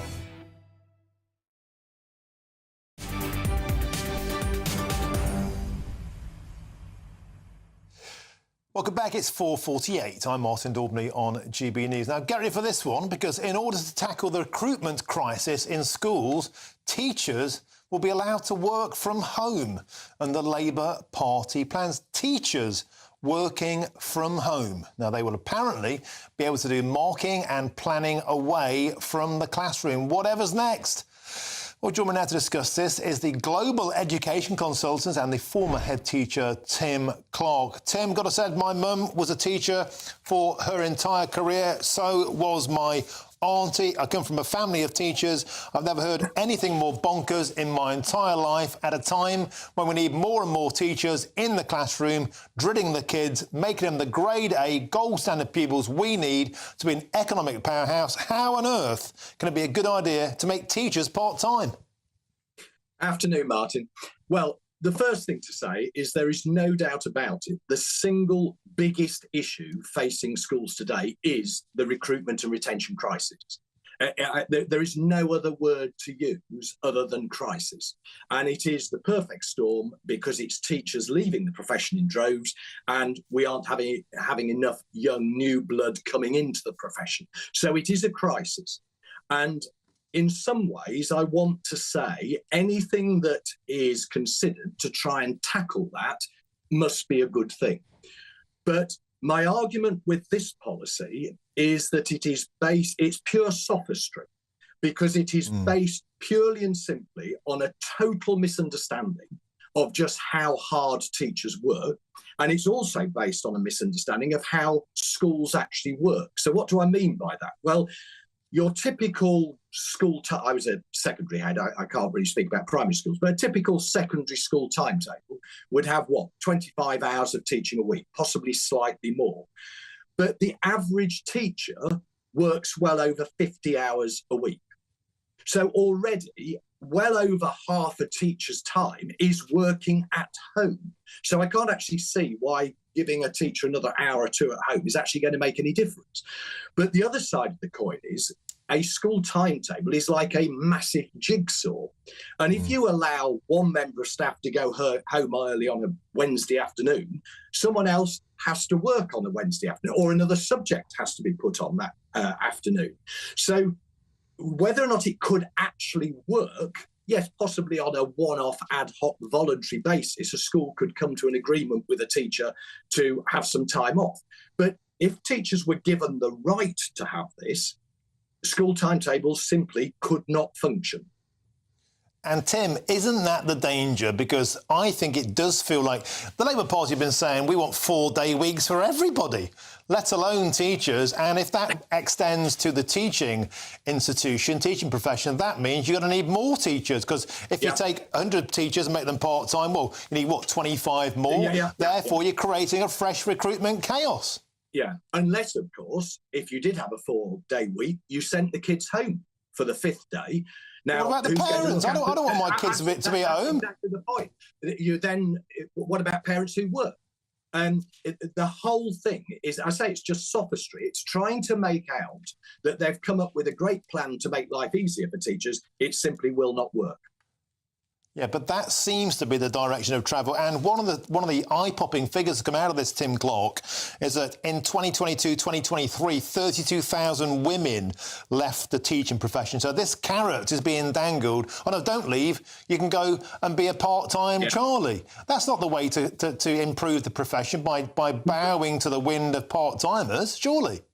Absolutely. And I mean, that figure is actually worse than that, Martin, because the total figure, if you include male teachers quitting the profession last year, was over 40,000. And that's for reasons other than retirement. So over 40,000 teachers quit last year, which is over 9% of the workforce. And on the other side of the coin, 1/2 of teacher training places were vacant last year. This is an absolute crisis, but what we're being offered here is simply tinkering at the edges. And I think, Tim Clark, we can all agree that teachers don't get paid enough. They work incredibly long hours. You know, I've got loads of mates with teachers. I play football with teachers. My missus is a TA. You know, I love teaching. I get it. They're not paid enough. Trouble is, the biscuit tin's empty. Yes, I mean, it's interesting what you say about pay. Obviously, the current government has given teachers a pay rise, and I'm sure that will be well received, and they certainly deserve it. But I don't think the issue primarily is money. I mean, if you look at the teacher strikes last year, which were primarily about pay, they were about other things, but they were primarily about pay. Over 50% of teachers didn't even bother to vote in the ballots. It's other things. It is workload. In many schools, sadly, it's poor pupil behaviour. Yeah. It's things like that that is driving people out of the profession.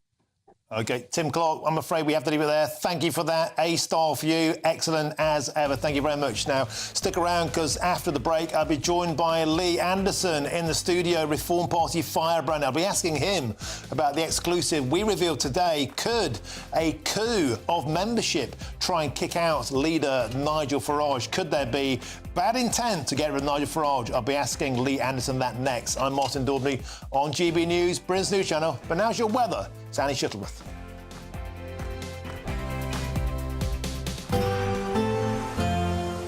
A brighter outlook with Box Solar, sponsors of weather on GB News. Your latest GB News weather update. Staying dry and sunny for many of us through the rest of today. Still a breeze, though, across southern areas. That'll last into tomorrow as well. And tonight we'll see that cloud push in from the east coast as well, with high pressure sat to the north and east of the UK. It's bringing settled weather, but also this easterly wind. And that's what will bring in the cloud overnight tonight across many eastern areas of England, parts of eastern Scotland as well. We could see some sea fog by tomorrow morning. So perhaps a bit of a murky start for many eastern and central areas by tomorrow morning. Across the north and west, though, a fairly dry and bright start to the day. Clear skies overnight. I mean, temperatures could fall down close to zero, but it should be a fairly mild start for most of us first thing on Tuesday. But probably quite dull, actually, for the large proportion of England and Wales, with the best of any brighter weather across more northwestern areas. There's still a risk of some low cloud across the far northern parts of the Highlands, the Northern Isles as well, but western parts of the Highlands as well as the Western Isles will see plenty of sunshine. That includes Northern Ireland, parts of northwest England, West Wales, southwest England too, but the further south we go, the stronger the breeze will be. So it'll be another easterly breeze through Thursday, bringing a slightly fresher feel, but still going to feel warm in the sunshine once it does develop. And much of that cloud should break up across central areas, though across the east coast, it'll likely linger through much of the day. Probably a bit of a cloudier day for eastern areas, and as a result, a cooler day for northeastern areas of England, parts of eastern Scotland too, but still another warm feeling day across the south and west of England in particular. Then into Thursday evening, it's a rinse and repeat situation. That cloud will return back in from the North Sea, pulling into many central and eastern areas. And then we see a risk of showers, some quite heavy, potentially thundery showers developing for many southern areas of England and Wales from Friday all the way through to Sunday. Bye-bye. That warm feeling inside from Boxed Boilers, sponsors of weather on GB News.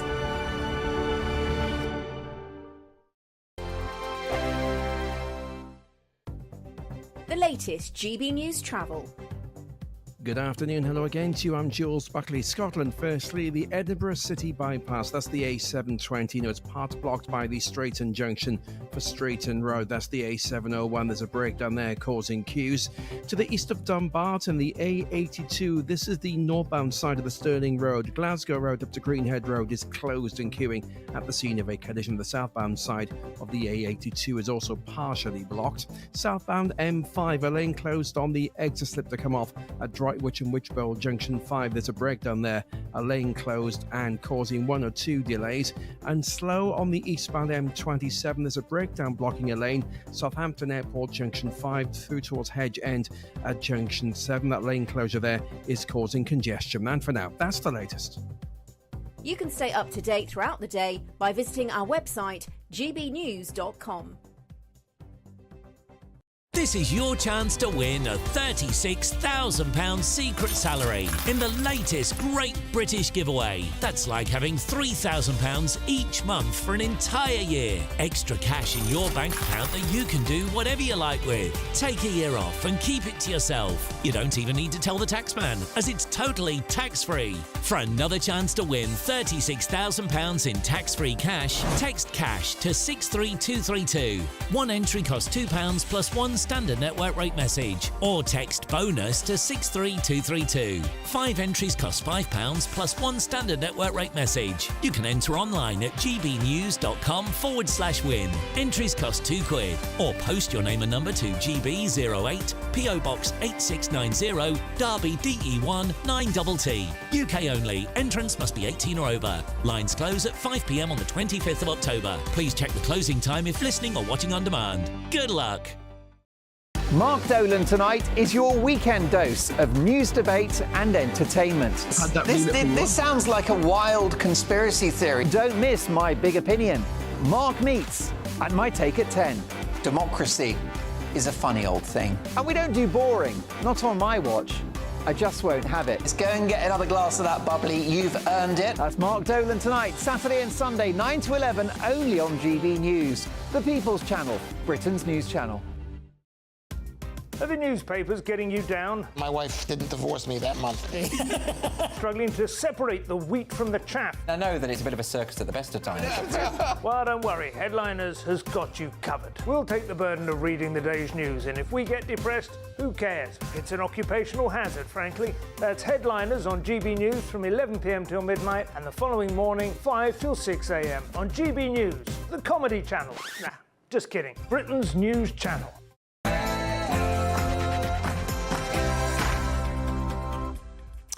A very good afternoon to you. It's 5 p.m. and welcome to the Martin Daubney Show on GB News. We're broadcasting live from the heart of Westminster and all across the UK. On today's show, more blasts in Beirut reportedly killed 3 and wounded hundreds. Is the Middle East on the brink of war? Live pictures there on your screens. We'll bring you all the latest updates as they come in. And next story, GB News can exclusively reveal today that changes to reform UK's constitution means that leader Nigel Farage could get booted out if 50% of members triggered a leadership vote. Does this leave the upstart party at risk of losing Mr Farage if enemies of the party join up and deliberately triggered a bloody coup? I'm joined in the studio by Lee Anderson to answer that one. Next up, Sir Keir Starmer has taken so many freebies from donors, a record 100 grand, including free suits, luxury holidays and Taylor Swift tickets. All's missing is a speedboat. He's earned the new nickname, Free Gear Keir. Starmer promised change, but has he got his snout in the trough, just like all the rest of them? And as I said, I'll be joined in the studio by Reform Party firebrand Lee Anderson on today's show. I'll ask him if Mr Farage could get the boot, should Starmer give back the suits, and if he thinks we're doling out soft justice to paedophiles. That's all coming in the rest of the show.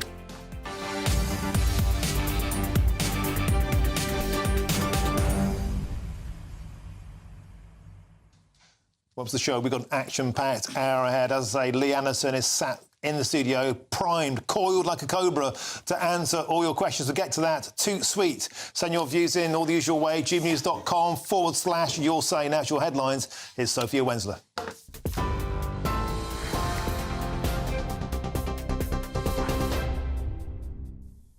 Martin, thank you. Good afternoon. It's just gone 5 o'clock. These are your headlines. First, to the Middle East, where more blasts have reportedly wounded hundreds of people in Beirut. It's understood that handheld radios have been targeted in the latest attacks in Lebanon rather than pagers. It comes as Hezbollah has launched rockets at Israel, marking the first cross-border attack since explosions rocked Lebanon. The terrorist group have accused Israel for what's believed to have been a remote attack targeting handheld communication devices.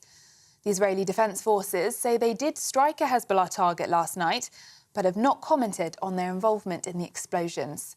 12 people, including 2 children, were killed in the blasts and nearly 3,000 remain in hospital. 19 Iranian Revolutionary Guards were also killed in Syria, according to reports on Saudi television. Development Minister Annalise Dodds says the UK will be supporting civilians impacted in the explosions. Like many others, I woke up this morning to the news and reports of developments in Lebanon, and this clearly is an awful situation. I'm very concerned to hear about the reports of civilian casualties. Clearly, I don't know all of the details of this. As I say, we woke up to this news, but the UK will be working with, particularly with our humanitarian partners in the region. Drivers from the ASLEF union have overwhelmingly backed a new pay deal from the Department for Transport, ending a dispute that began in 2022. The deal promises drivers a 15% pay rise over 3 years, with almost 97% of the union's 20,000 members voting in favour. Since July 2022, train drivers have walked out for 18 days, crippling services across England. But with the new agreement, passengers can look forward to some long-awaited stability on the rails. Now in other news, a public inquiry into the crimes of convicted child serial killer nurse Lucy Letby is continuing today. The investigation is scrutinising how Letby, now serving 15 life sentences, was able to murder 7 babies and injure 7 more while she worked at the Countess of Chester Hospital. Yesterday, the mother of child D told the inquiry having CCTV in her daughter's hospital nursery room could have prevented her murder. The inquiry is now looking into whether all neonatal units in England should install CCTV. Our North West of England reporter, Sophie Rupert, is in Liverpool for us, where the inquiry is taking place. This morning we are expecting to continue with evidence from parents. We're expecting to hear from the mother of child E and child F, twin boys who were both attacked by Letby. Child E was murdered via an injection of air, and child F, it was an attempted murder charge, poisoning with insulin. He did survive. Now this morning we're unable to go into Liverpool Town Hall, into the inquiry itself, partially because of concerns around anonymity, but also, as I'm sure our viewers can understand, it must be incredibly difficult for those parents to stand up and to share the impacts that this has had on them and the lives of their wider families. Meanwhile, buffer zones will come into force around abortion clinics in England and Wales from the 31st of October. It will make it illegal to protest or hand out anti-abortion leaflets within an 150-metre radius or obstruct anyone using or working at an abortion clinic. Those convicted of breaking the new law will face an unlimited fine. A spokesperson for Right to Life UK said the zones will mean vital practical support provided, which helps to provide a genuine choice and offers help to women who may be undergoing coercion, will be removed. And finally, inflation remained above the 2% target, unchanged at 2.2% last month, with new data out today. Prices in hospitality, holidays and hotels, possibly boosted by the final leg of Taylor Swift's UK tour, are driving inflation, with inflation in the services sector up to 5.6% in August. Treasury Chief Darren Jones says years of sky-high inflation continues to put a strain on British families, despite the slower rise. He added the government is determined to fix the foundations of the economy to raise the pressure on households. Experts believe the figures point to the Bank of England keeping interest rates at 5% tomorrow. Those are the latest GB News headlines for now. More in half an hour. For the very latest GB News direct to your smartphone, sign up to News Alerts by scanning the QR code or go to gbnews.com/alerts.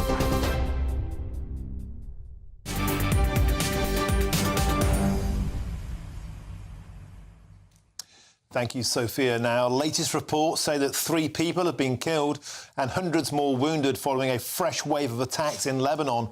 A day after, 12 people were killed by pager explosions.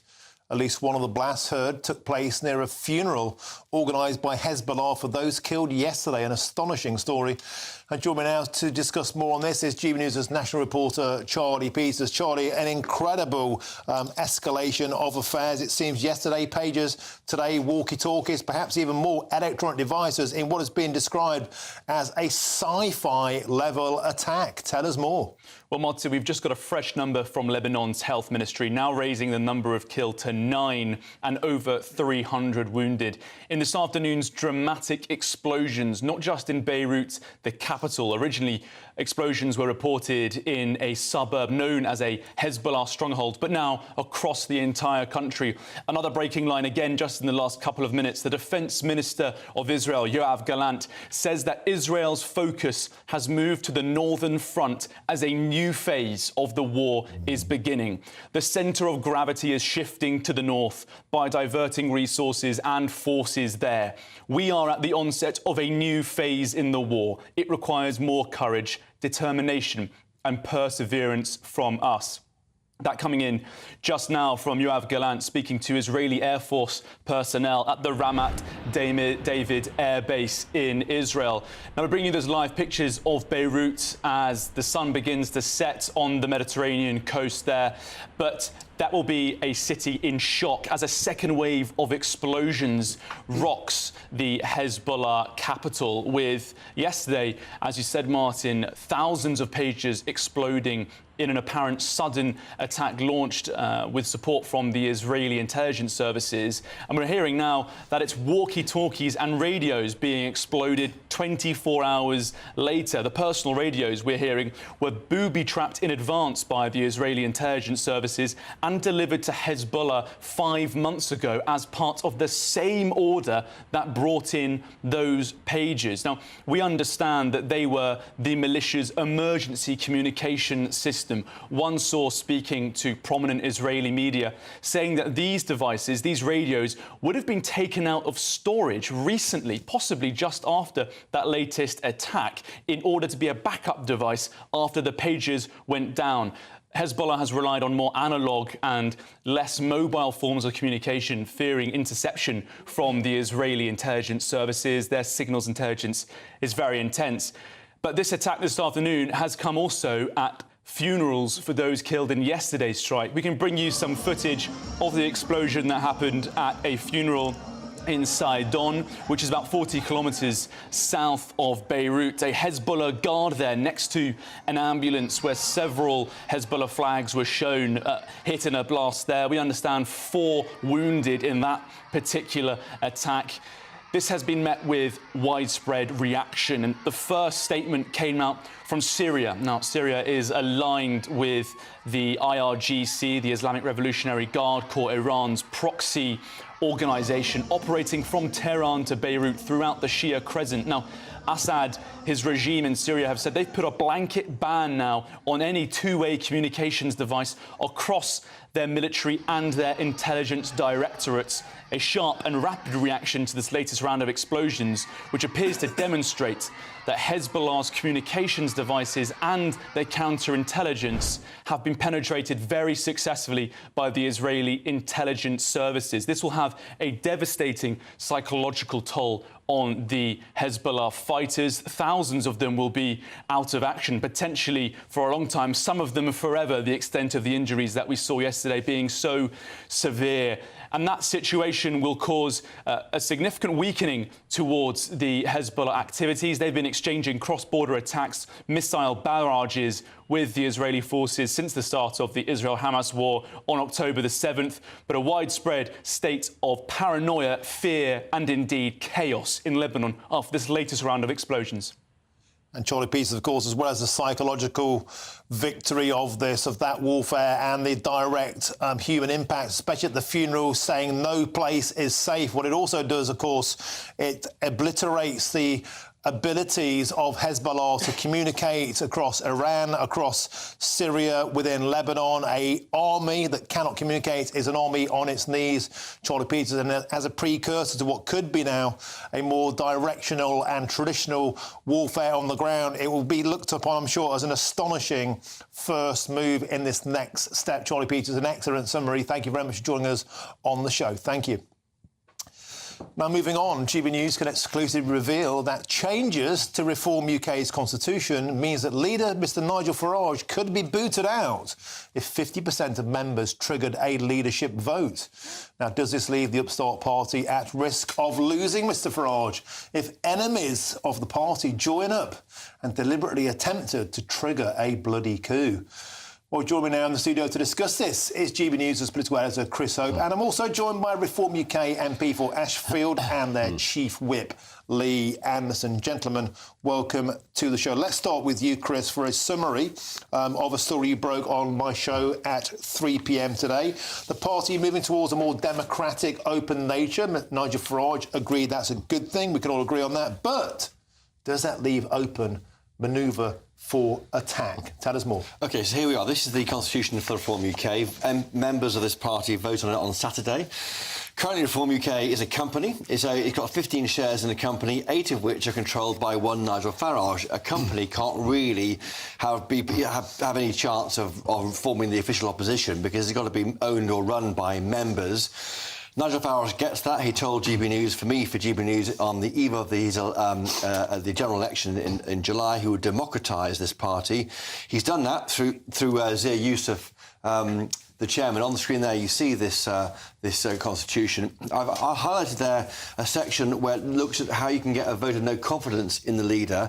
It says there that half of all members of the parliamentary party can order a vote of no confidence, but only if there are more than 100 MPs. Only 5, of course, one of whom in this year now, Lee Anderson. So it does allow, therefore, 50% of members in good standing writing to the chairman requesting a motion of confidence. And this is the issue that you've picked up on, Martin, because there might be a concern here that any entryist could pay £25, join the party and then vote out Nigel Farage. There's 80,000 members as we sit, but we've been looking through the Constitution in further detail. Paragraph 4.4 does allow for members who are not aligned to the values of this party to be excluded, so that should allow entryists not to be able to force out Farage. But there's a risk there. But then again, I think this party is growing up. It was a company, now it's a proper party. This is the risk which Nigel Farage correctly is taking on.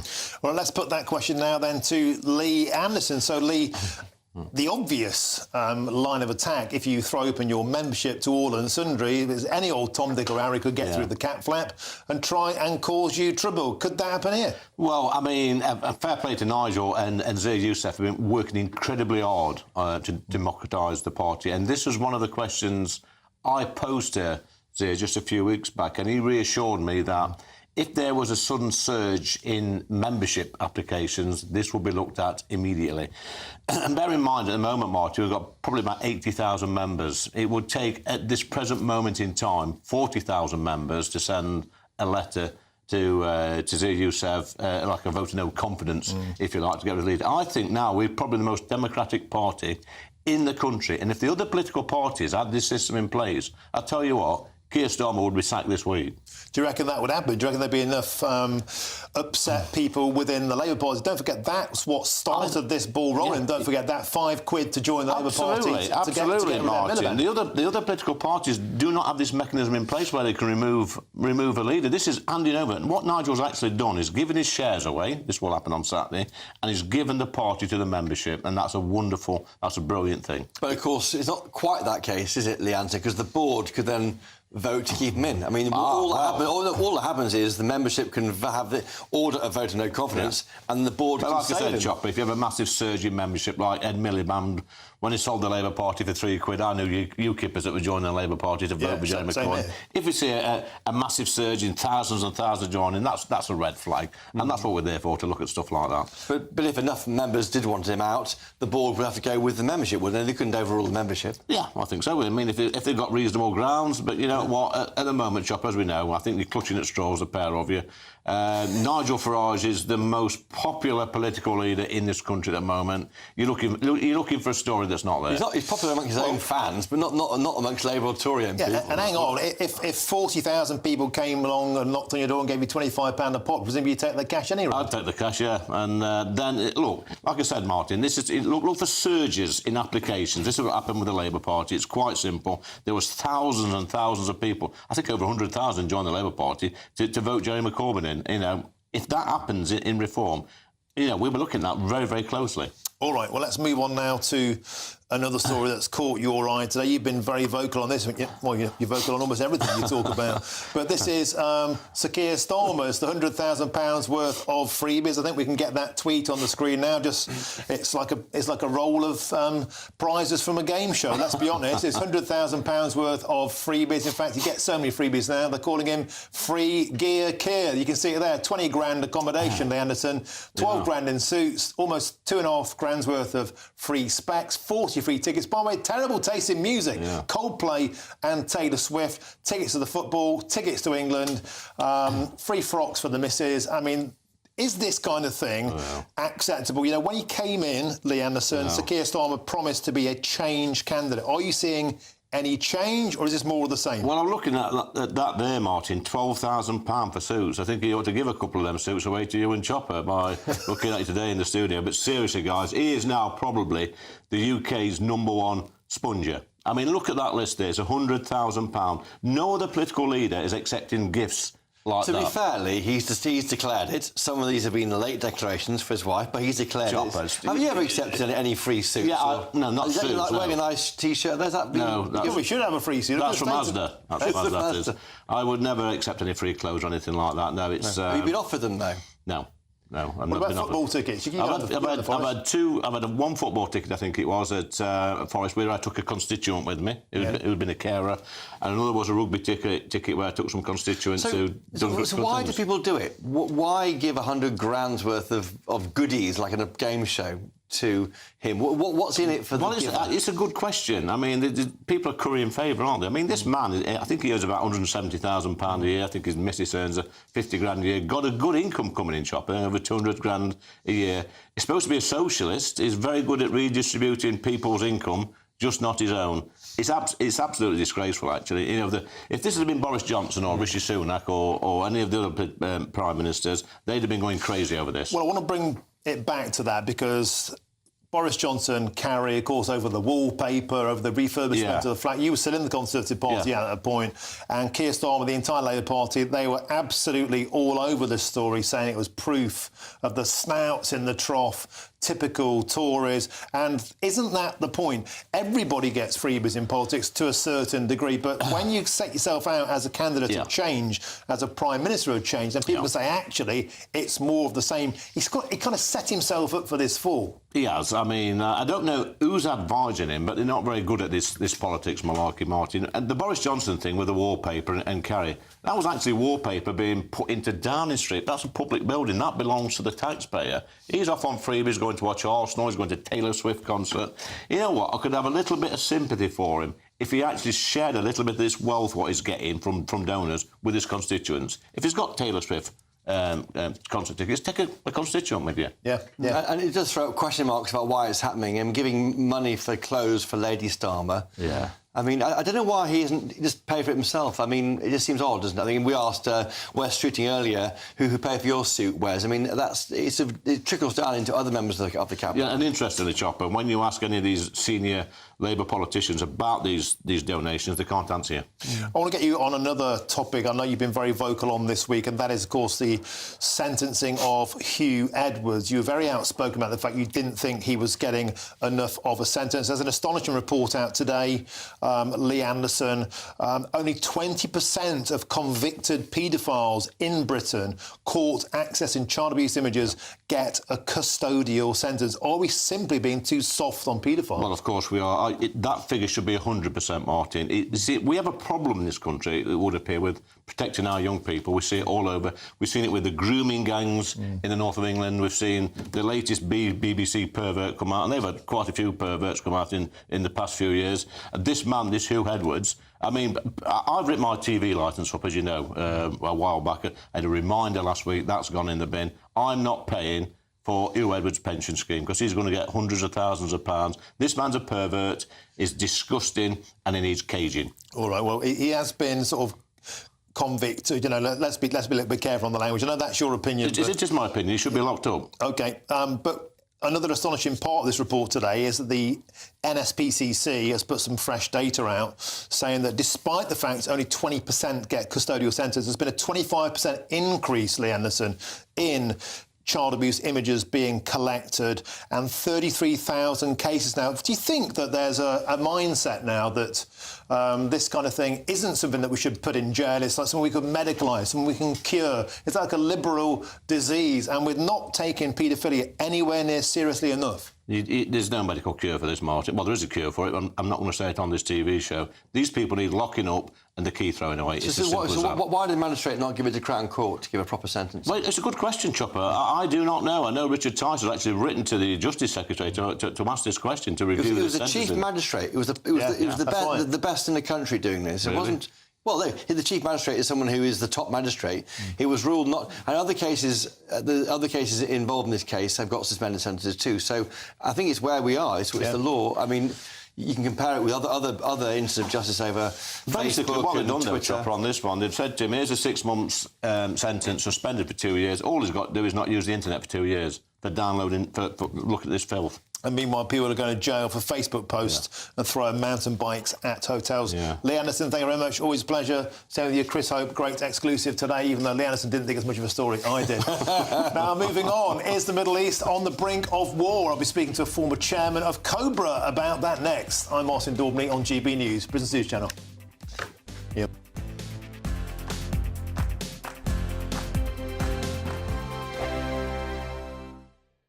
Hi there, I'm Michelle Dewberry and I'm going to take a second to tell you all about my show, Dubes & Co. We start off with the issues of the day. We then bring in both sides of the arguments. We get rid of the disrespect. And then you throw me into the mix. And trust me, I'll tell it exactly how it is. And then, of course, the magic ingredient, you at home. We mix it all together and what have we got, in my opinion, the best debate show in town. Monday to Friday, 6 till 7 on GB News, Britain's news channel.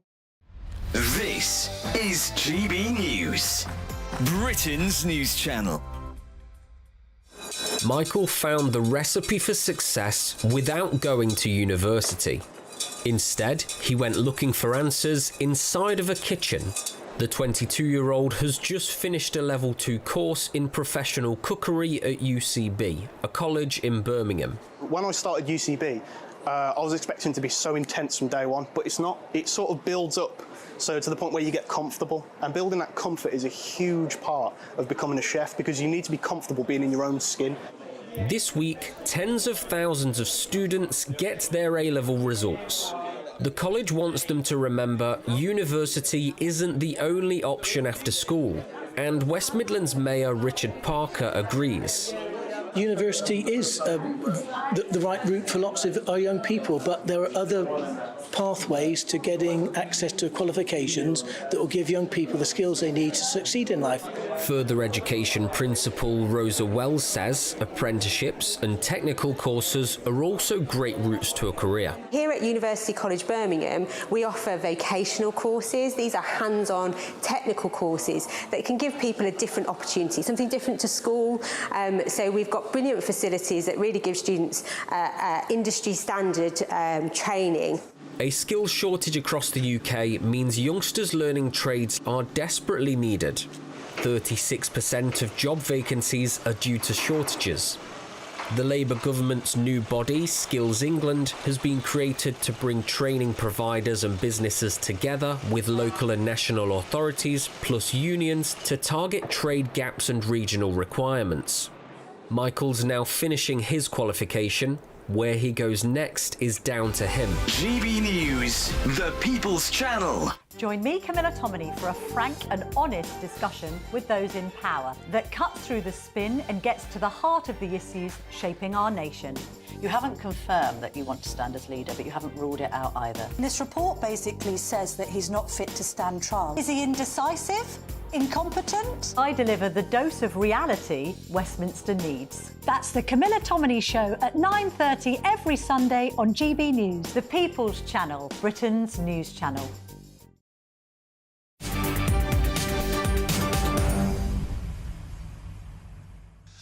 Welcome back. It's 5:26. I'm Martin Daubney. This is GB News. Back to our top story now. Tensions escalate in the Middle East as handheld radios detonate across Lebanon. And we're joined now by the former British Army Commander, Colonel Richard Kemp. Colonel Kemp, always a pleasure to have you on the show. So a significant escalation of the situation in the Middle East today after audacious attacks using pagers and latterly walkie-talkies. Now it seems the latest news is we're moving towards a fresh look at the northern fronts, the front between Israel and Lebanon, seemingly now opening up. Tell us more. Yeah, I mean, this has been a war in the north that's been going on since the 8th of October for nearly a year now, in which the Hezbollah, another Iranian terrorist proxy, began firing missiles almost daily into Israel, into northern Israel, allegedly in sympathy with Hamas in Gaza. And Israel's got to deal with it at some point. It looks now as if maybe we're seeing the opening scenes in these very, very audacious attacks against Hezbollah terrorists using pagers and radios. we may be seeing the opening scenes of a more intensive conflict in southern Lebanon now.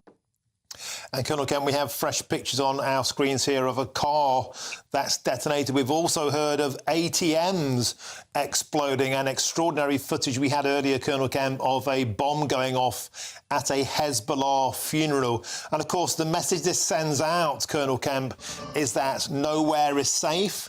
This is that funeral now. You see a bomb going off shortly at a Hezbollah funeral from somebody who was killed yesterday. So this sends out the message, Colonel Kemp, does it not, that nowhere is safe, nobody is safe, no communication method is safe, and a psychological victory of that it sends out. A fragmented army, one that's afraid to communicate, Richard Kemp, is one on its knees. This is devastating for Hezbollah for a number of reasons. Firstly, because Israel, assuming it is Israel that has done this, and of course they haven't said they have, then, you know, it shows the extent of their intelligence penetration of Hezbollah, which is very, very impressive, extraordinary. Secondly, it shows every Hezbollah terrorist that Israel can get them almost anywhere using almost anything. And their equipment, their weapons, their radios, their communications equipment, almost anything they use can be weaponized against them. Now, that is terrifying.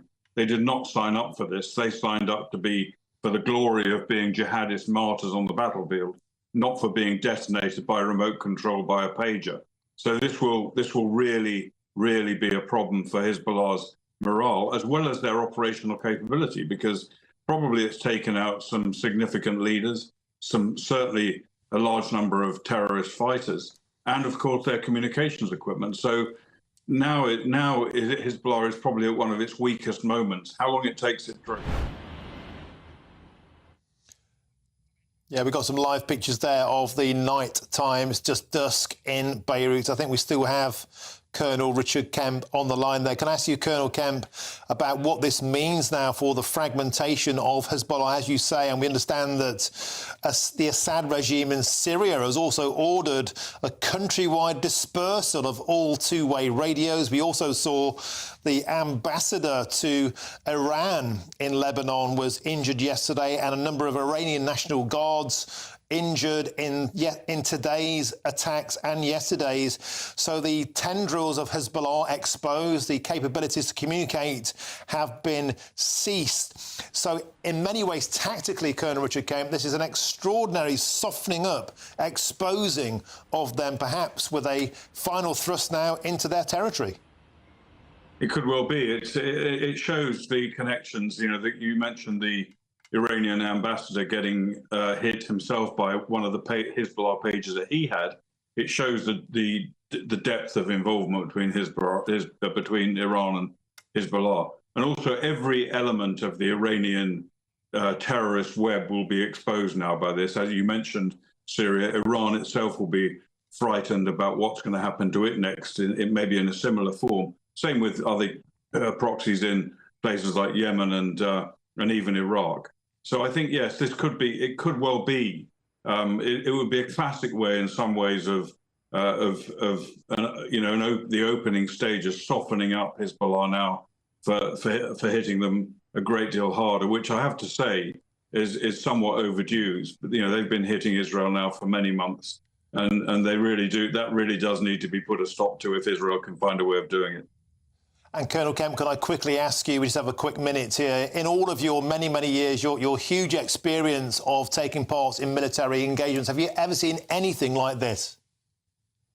No, it is unique. I think there's certainly been efforts by British and other forces to use communication systems by terrorists to attack them, and that has been done, but not on anything like this scale. I think this is an extraordinary example of maybe the future of warfare, which, you know, it's a one-off opportunity probably, but it does show the vulnerability of terrorist groups when they're facing such a highly sophisticated enemy as Israel is.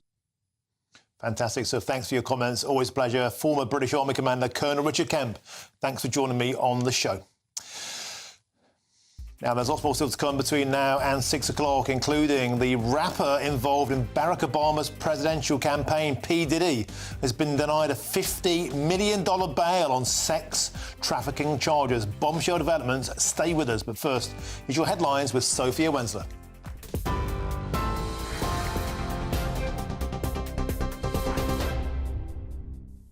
Martin, thank you. These are your headlines at 5:33. First, to the Middle East, where more blasts have reportedly wounded hundreds of people in Beirut. It's understood that handheld radios have been targeted in the latest attacks in Lebanon rather than pagers. It comes as Hezbollah has launched rockets at Israel, marking the first cross-border attack since explosions rocked Lebanon. The terrorist group have accused Israel for what's believed to have been a remote attack targeting handheld communication devices.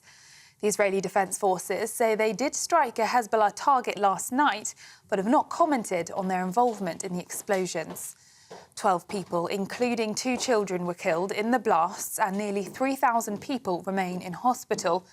19 Iranian Revolutionary Guards were also killed in Syria, according to reports on Saudi television. Now, Development Minister Annalise Dodds says the UK will be supporting civilians impacted by the explosions. Train drivers have called time on strikes with a pay deal now agreed. ASLEF union members voted overwhelmingly to accept a 15% pay rise over 3 years, ending 2 years of industrial action. The strikes, which began in July 2022, caused major disruption across England. With 18 days of walkouts and overtime bans, the dispute impacted millions of passengers. Now, with the deal approved by 97% of ASLEF's members, services are expected to return to normal. In other news, a massive blast rocked Russia's Tver region after a Ukrainian drone strike hit a major ammunition depot, forcing a mass evacuation there. Videos showed a fireball lighting up the night sky with explosions, while NASA detected intense heat over a 14-square-kilometre area. Local officials confirmed the blast, but details are limited, with the media under military censorship. Ukraine's security services say the strike destroyed missiles and artillery shells, though Kyiv has yet to officially comment. And finally, TGI Fridays UK operator has entered administration as the company scrambles to sell its 87 restaurants worldwide. The chain's parent company hopes to complete the sale by the end of September, potentially saving thousands of jobs. However, it's not clear if a buyer will be found, and it may not be enough to cover the company's debts. Those are the latest GB News headlines. More in half an hour. For the very latest GB News direct to your smartphone, sign up to News Alerts by scanning the QR code or go to gbnews.com/alerts. Cheers Britannia Wine Club proudly sponsors the GB News Financial Report. And here's a quick snapshot of today's markets. The pound will buy you $1.3203 and €1.1870. The price of gold is £1,947.51 per ounce. And the FTSE 100's closed the day at 8,253 points. Cheers Britannia Wine Club proudly sponsors the GB News Financial Report.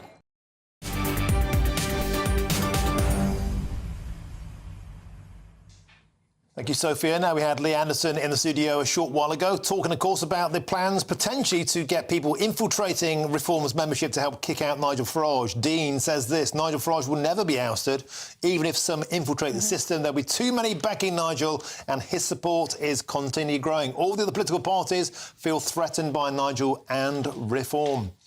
Well, joining me now is Michelle Dewberry, of course, Jubes & Co, 6 or 7, the queen of primetime debate, resplendent in red. Jubes, what's on your menu? Well, of course, these new wave of explosions that I've just seen you discuss, and we'll be looking at that. I've got Peter Hitchens and Aaron Bastani, so interesting debate will follow on that subject, I am sure. I also want to look at these buffer zones around abortion clinics. What do we think to that? There's very different opinions between my panel on that topic. And, of course, I need to look at the ridiculousness of Keir Starmer. I know you've looked at that as well. And also, it's time now, surely, isn't it, for paedophiles just to be sent to prison. And I would argue now to make chemical castration mandatory as well. My panel don't agree with me there. Sounds superb, hard-hitting as ever. Jubes & Co. 6 till 7. Thank you very much. Make sure we stay tuned for that. Now, coming up soon, we're talking about the extraordinary case of P. Diddy. Could it be Rap's Me Too moment going all the way to the top, with Barack Obama potentially getting involved? That's coming soon. Welcome to your latest GB News weather update. Staying dry and sunny for many of us through the rest of today. Still a breeze, though, across southern areas. That'll last into tomorrow as well. And tonight we'll see that cloud push in from the east coast as well, with high pressure sat to the north and east of the UK, bringing settled weather, but also this easterly wind. And that's what we'll bring in the cloud overnight tonight across many eastern areas of England, parts of eastern Scotland as well. We could see some sea fog by tomorrow morning. So perhaps a bit of a murky start for many eastern and central areas by tomorrow morning. Across the north and west, though, a fairly dry and bright start to the day. Clear skies overnight mean temperatures could fall down close to zero, but it should be a fairly mild start for most of us first thing on Tuesday, but probably quite dull actually for the large proportion of England and Wales, with the best of any brighter weather across more northwestern areas. There's still a risk of some low cloud across the far northern parts of the Highlands, the Northern Isles as well, but western parts of the Highlands as well as the Western Isles will see plenty of sunshine. That includes Northern Ireland, parts of northwest England, West Wales, southwest England too, but the further south we go, the stronger the breeze will be. So it'll be another easterly breeze through Thursday, bringing a slightly fresher feel, but still going to feel warm in the sunshine once it does develop. And much of that cloud should break up across central areas, though across the east coast, it'll likely linger through much of the day. Probably a bit of a cloudier day for eastern areas, and as a result, a cooler day for northeastern areas of England, parts of eastern Scotland too, but still another warm feeling day across the south and west of England in particular. Then into Thursday evening, it's a rinse and repeat situation. That cloud will return back in from the North Sea, pulling into many central and eastern areas. And then we see a risk of showers, some quite heavy, potentially thundery showers developing for many southern areas of England and Wales from Friday all the way through to Sunday. Bye-bye. The latest GB News travel. Good afternoon, I'm Johnny Ratner. Problems in West Dumbartonshire, about a mile east of Dumbarton. The A82, the Stirling Road, is closed northbound following a serious accident through Milton. And in West Yorkshire on the M62, the inside lane is closed eastbound from junction 25 to 26 towards Bradford, where a car's broken down. The exit slip road is also partly blocked to junction 25 following a separate breakdown. On the M60 in Greater Manchester, a lane is closed clockwise just before junction 1, the Stockport Pyramid exit, following a collision. On the M5 in Gloucestershire, lanes blocked southbound 14 to 15 towards the M4 following an accident. And on the M4, the westbound carriageway partly blocked 46 to 47 north of Swansea following a collision. And buses are still in for Great Western Railway trains Gunnerslake to Cowstock for those emergency engineering works being carried out at Darkey Lane Bridge. That's the latest. You can stay up to date throughout the day by visiting our website, gbnews.com.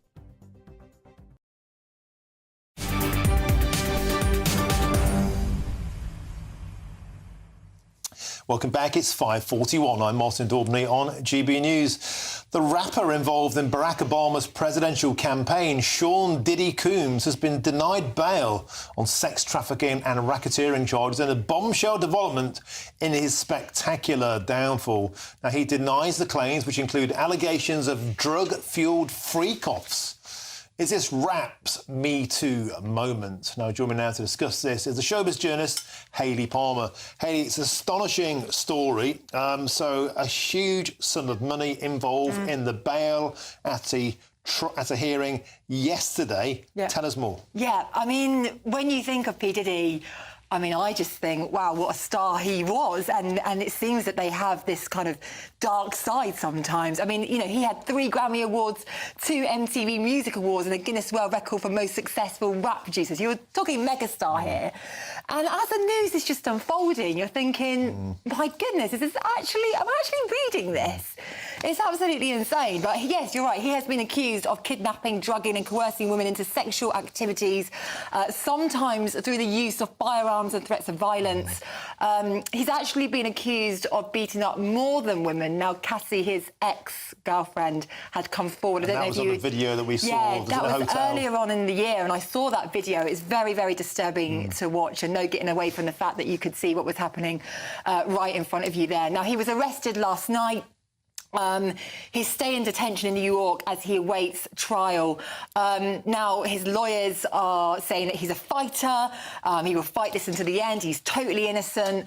And obviously, it's a crazy trial. And it seems to be getting even bigger, what's coming out. And they attempted to put up bail of $50 million so he could maintain his liberty. Now, that was spectacularly declined. Now, tell us about what he put up for his bail. Yeah, I mean, it was a complete desperate attempt. He actually proposed his own home and his mother's homes, which is craziness. And that was declined. Yeah. And something else that came out, which was incredible, was that when they searched his Miami mansion, I think that's what we can see on our screens now, they found 3 AR-15 assault rifles in various component parts. And then they intimated that maintained their decision to refuse bail because he could be a danger to those around him and potentially even the public. Yeah, I mean, that Los Angeles mansion that you can see there, that's where he actually had his 53rd birthday party, and you had massive stars attending that, Mary J. Blige, Travis Scott. So the fact that they've raided this mansion must be a real shock to America right now. But, I mean, listen, I don't know what will happen, but, you know, he could be at least 2 decades behind bars. And we saw with the R. Kelly scandal, of course, you know, here again was somebody who was a superstar, a family name, especially a superstar in Black America, very involved in the whole scene. And again, Sean Combs here was very involved in Barack Obama's campaign, photographed with the dignitaries, the celebrities, you know, part of Black American, you know, A-list. And so that makes this downfall even more spectacular. Now, his lawyers maintain that this was consensual and that they said a statement, the government should stay out of our bedrooms. So they're maintaining this is innocent and they want a fair trial. He will fight, but it's an astonishing story. It really is. And, I mean, we haven't seen what's happened there, but what I have seen from the video of his ex-girlfriend, that was very, very disturbing to watch. You're right, that's what his lawyers have said, and I know his 3 sons have flown in to support him as well. But it just makes me think, these celebrities that are caught doing these things, do they think they're never going to get caught? I don't know, but it just seems that so many stories are unfolding. And for me, it's very shocking to someone that has been an icon in the music industry. And I guess then the questions will be asked. R. Kelly was first. Sean Combs now being locked up ahead of a potential trial. Could this be rap's Me Too movement? Because, of course, we know with the lyrics, with the lifestyle, with the whole rap thing, could this not just be these 2 individuals, but could there be more people implicated as this investigation broadens out? It could well be, but all I know is, at the moment, is very, very serious allegations and serious consequences to be had. OK, Hayley Palmer, thank you very much for joining us on the spectacular downfall of Sean Combs, P. Diddy. Now, moving on, a cold, refreshing beer makes for a lovely treat at the end of a show. And don't I know it, you can't beat a good pinter, but guess what? Woke scientists are trying to kill off the great British pint. Stay away. Sacred. I'm Martin Daubney on GB News, Britain's news channel.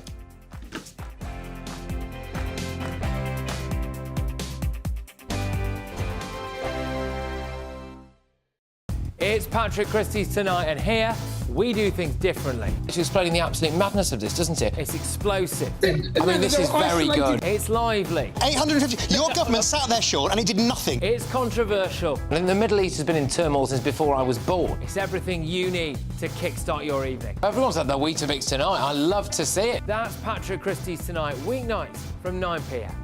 Only on GB News, the People's Channel, Britain's news channel. Sunday with Michael Portillo from 11, only on GB News.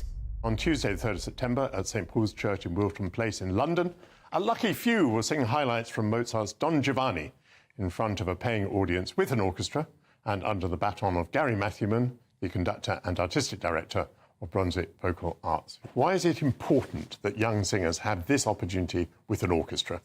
There's a gauntlet, if you like, that I think lots of young singers have to run between finishing the relative comfort of their conservatoire education and becoming firmly established as professional singers. Lots of the ones who show real verve and real promise and work really hard end up for a little bit too long being trapped in a kind of cycle of being the understudy.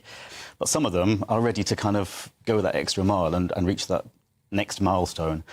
And we as a charity thought, well, what a lovely thing it would be to handpick some of these best young singers, give them intensive coaching on the role that they're going to perform, give them the chance to work with professional players for the first time, and crucially, have the thing professionally filmed and recorded. Because the first question all young singers are asked when they meet somebody influential now is, well, what's your website? Or You have coached the singer, coaching the singer either towards a recital or towards their performance, their part in an opera. Tell me a little bit about that process. It's a case of asking them questions which make them bring a character to life, so that when an audience member witnesses this person singing, they don't just think, oh, that's a pretty noise. They think, oh, there's something going on here that I recognise. And especially in a context like this, which is related, I think, to when people sing recitals. Say they sing 20 songs in that one evening, they've got to present 20 roles, 20 mini operatic roles, if you like.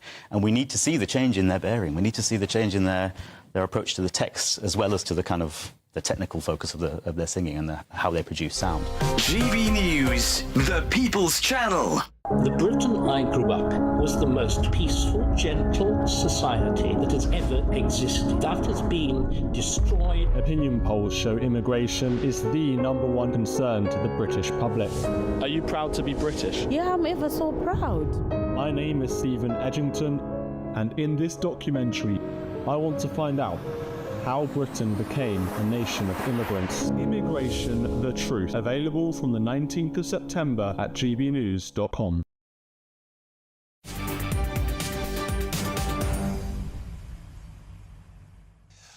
Welcome back, 10 to 6. We're on the final furlong with me, Martin Daubney, on GB News. Now, what on earth is happening to the great British boozers? Well, woke scientists from the University of Cambridge want to do away with the Great British Pint to curb the nation's boozing, apparently for the good of our health. Well, keep your paws off our pints. Joining us now to discuss this is the director and the chair of the British Pub Confederation, Greg Mulholland. Greg, welcome to the show. What on earth are they doing, poking their noses into our pints? I'm assuming they're trying to be killjoys and it's meant to be for our good health, is it? Tell us more.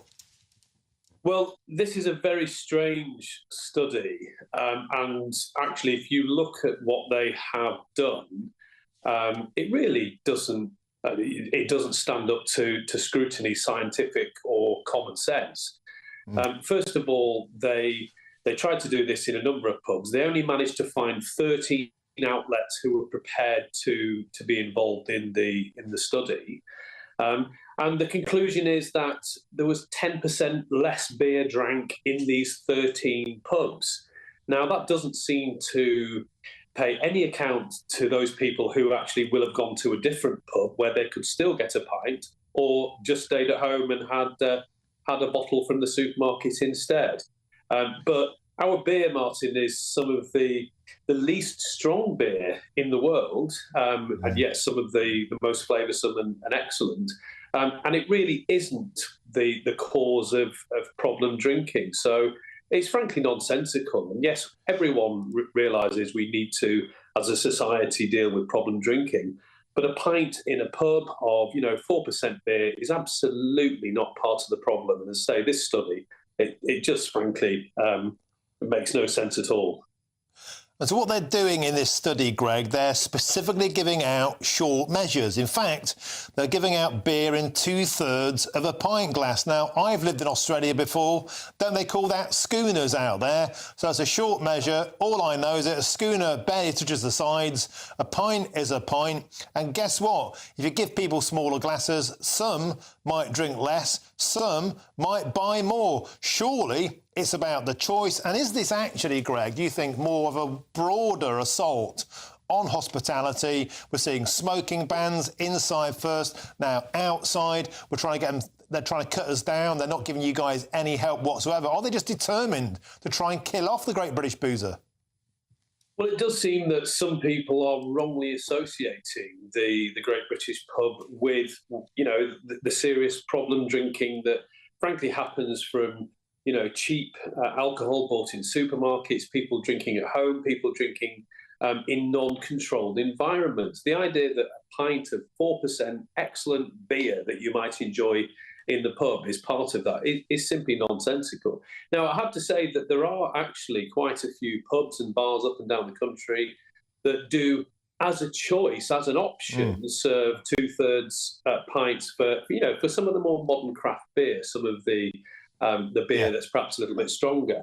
And we're all for choice, if that works for a particular pub. But the idea that you should ban a pint because that will help with problem drinking is nonsensical as well, frankly, as scientifically illiterate. But also, let's face it, there is absolutely no way that any sensible government, or even a not very sensible government, would even consider banning the Great British Pint. So I think this is a story that, frankly, misses the point. It's a scientific study that isn't worth the paper it's written on. So let's get on with concentrating on supporting pubs and calling on the government to support pubs through this cost of living crisis. Well, Greg Mulholland, I'll drink to that, but please don't give them any ideas about banning pints. They're sure to take it up. Absolute pleasure to talk to you, Greg Mulholland. Thank you for joining us on the show. Hands off the Great British Pint. In fact, I'm going for one straight after this show, as is my wont, Thursday work, talking for 3 hours, talking of which I'll be back 3 till 6 p.m. tomorrow. Up next, so, is Jubes & Co. Hope you've enjoyed the show today. Lee Anderson was certainly on form. What he didn't say isn't worth repeating. Look back on the YouTube play. I'll be back at 3 tomorrow. I'm Martin Daubney on GB News. National weather. Here's Annie Shuttleworth.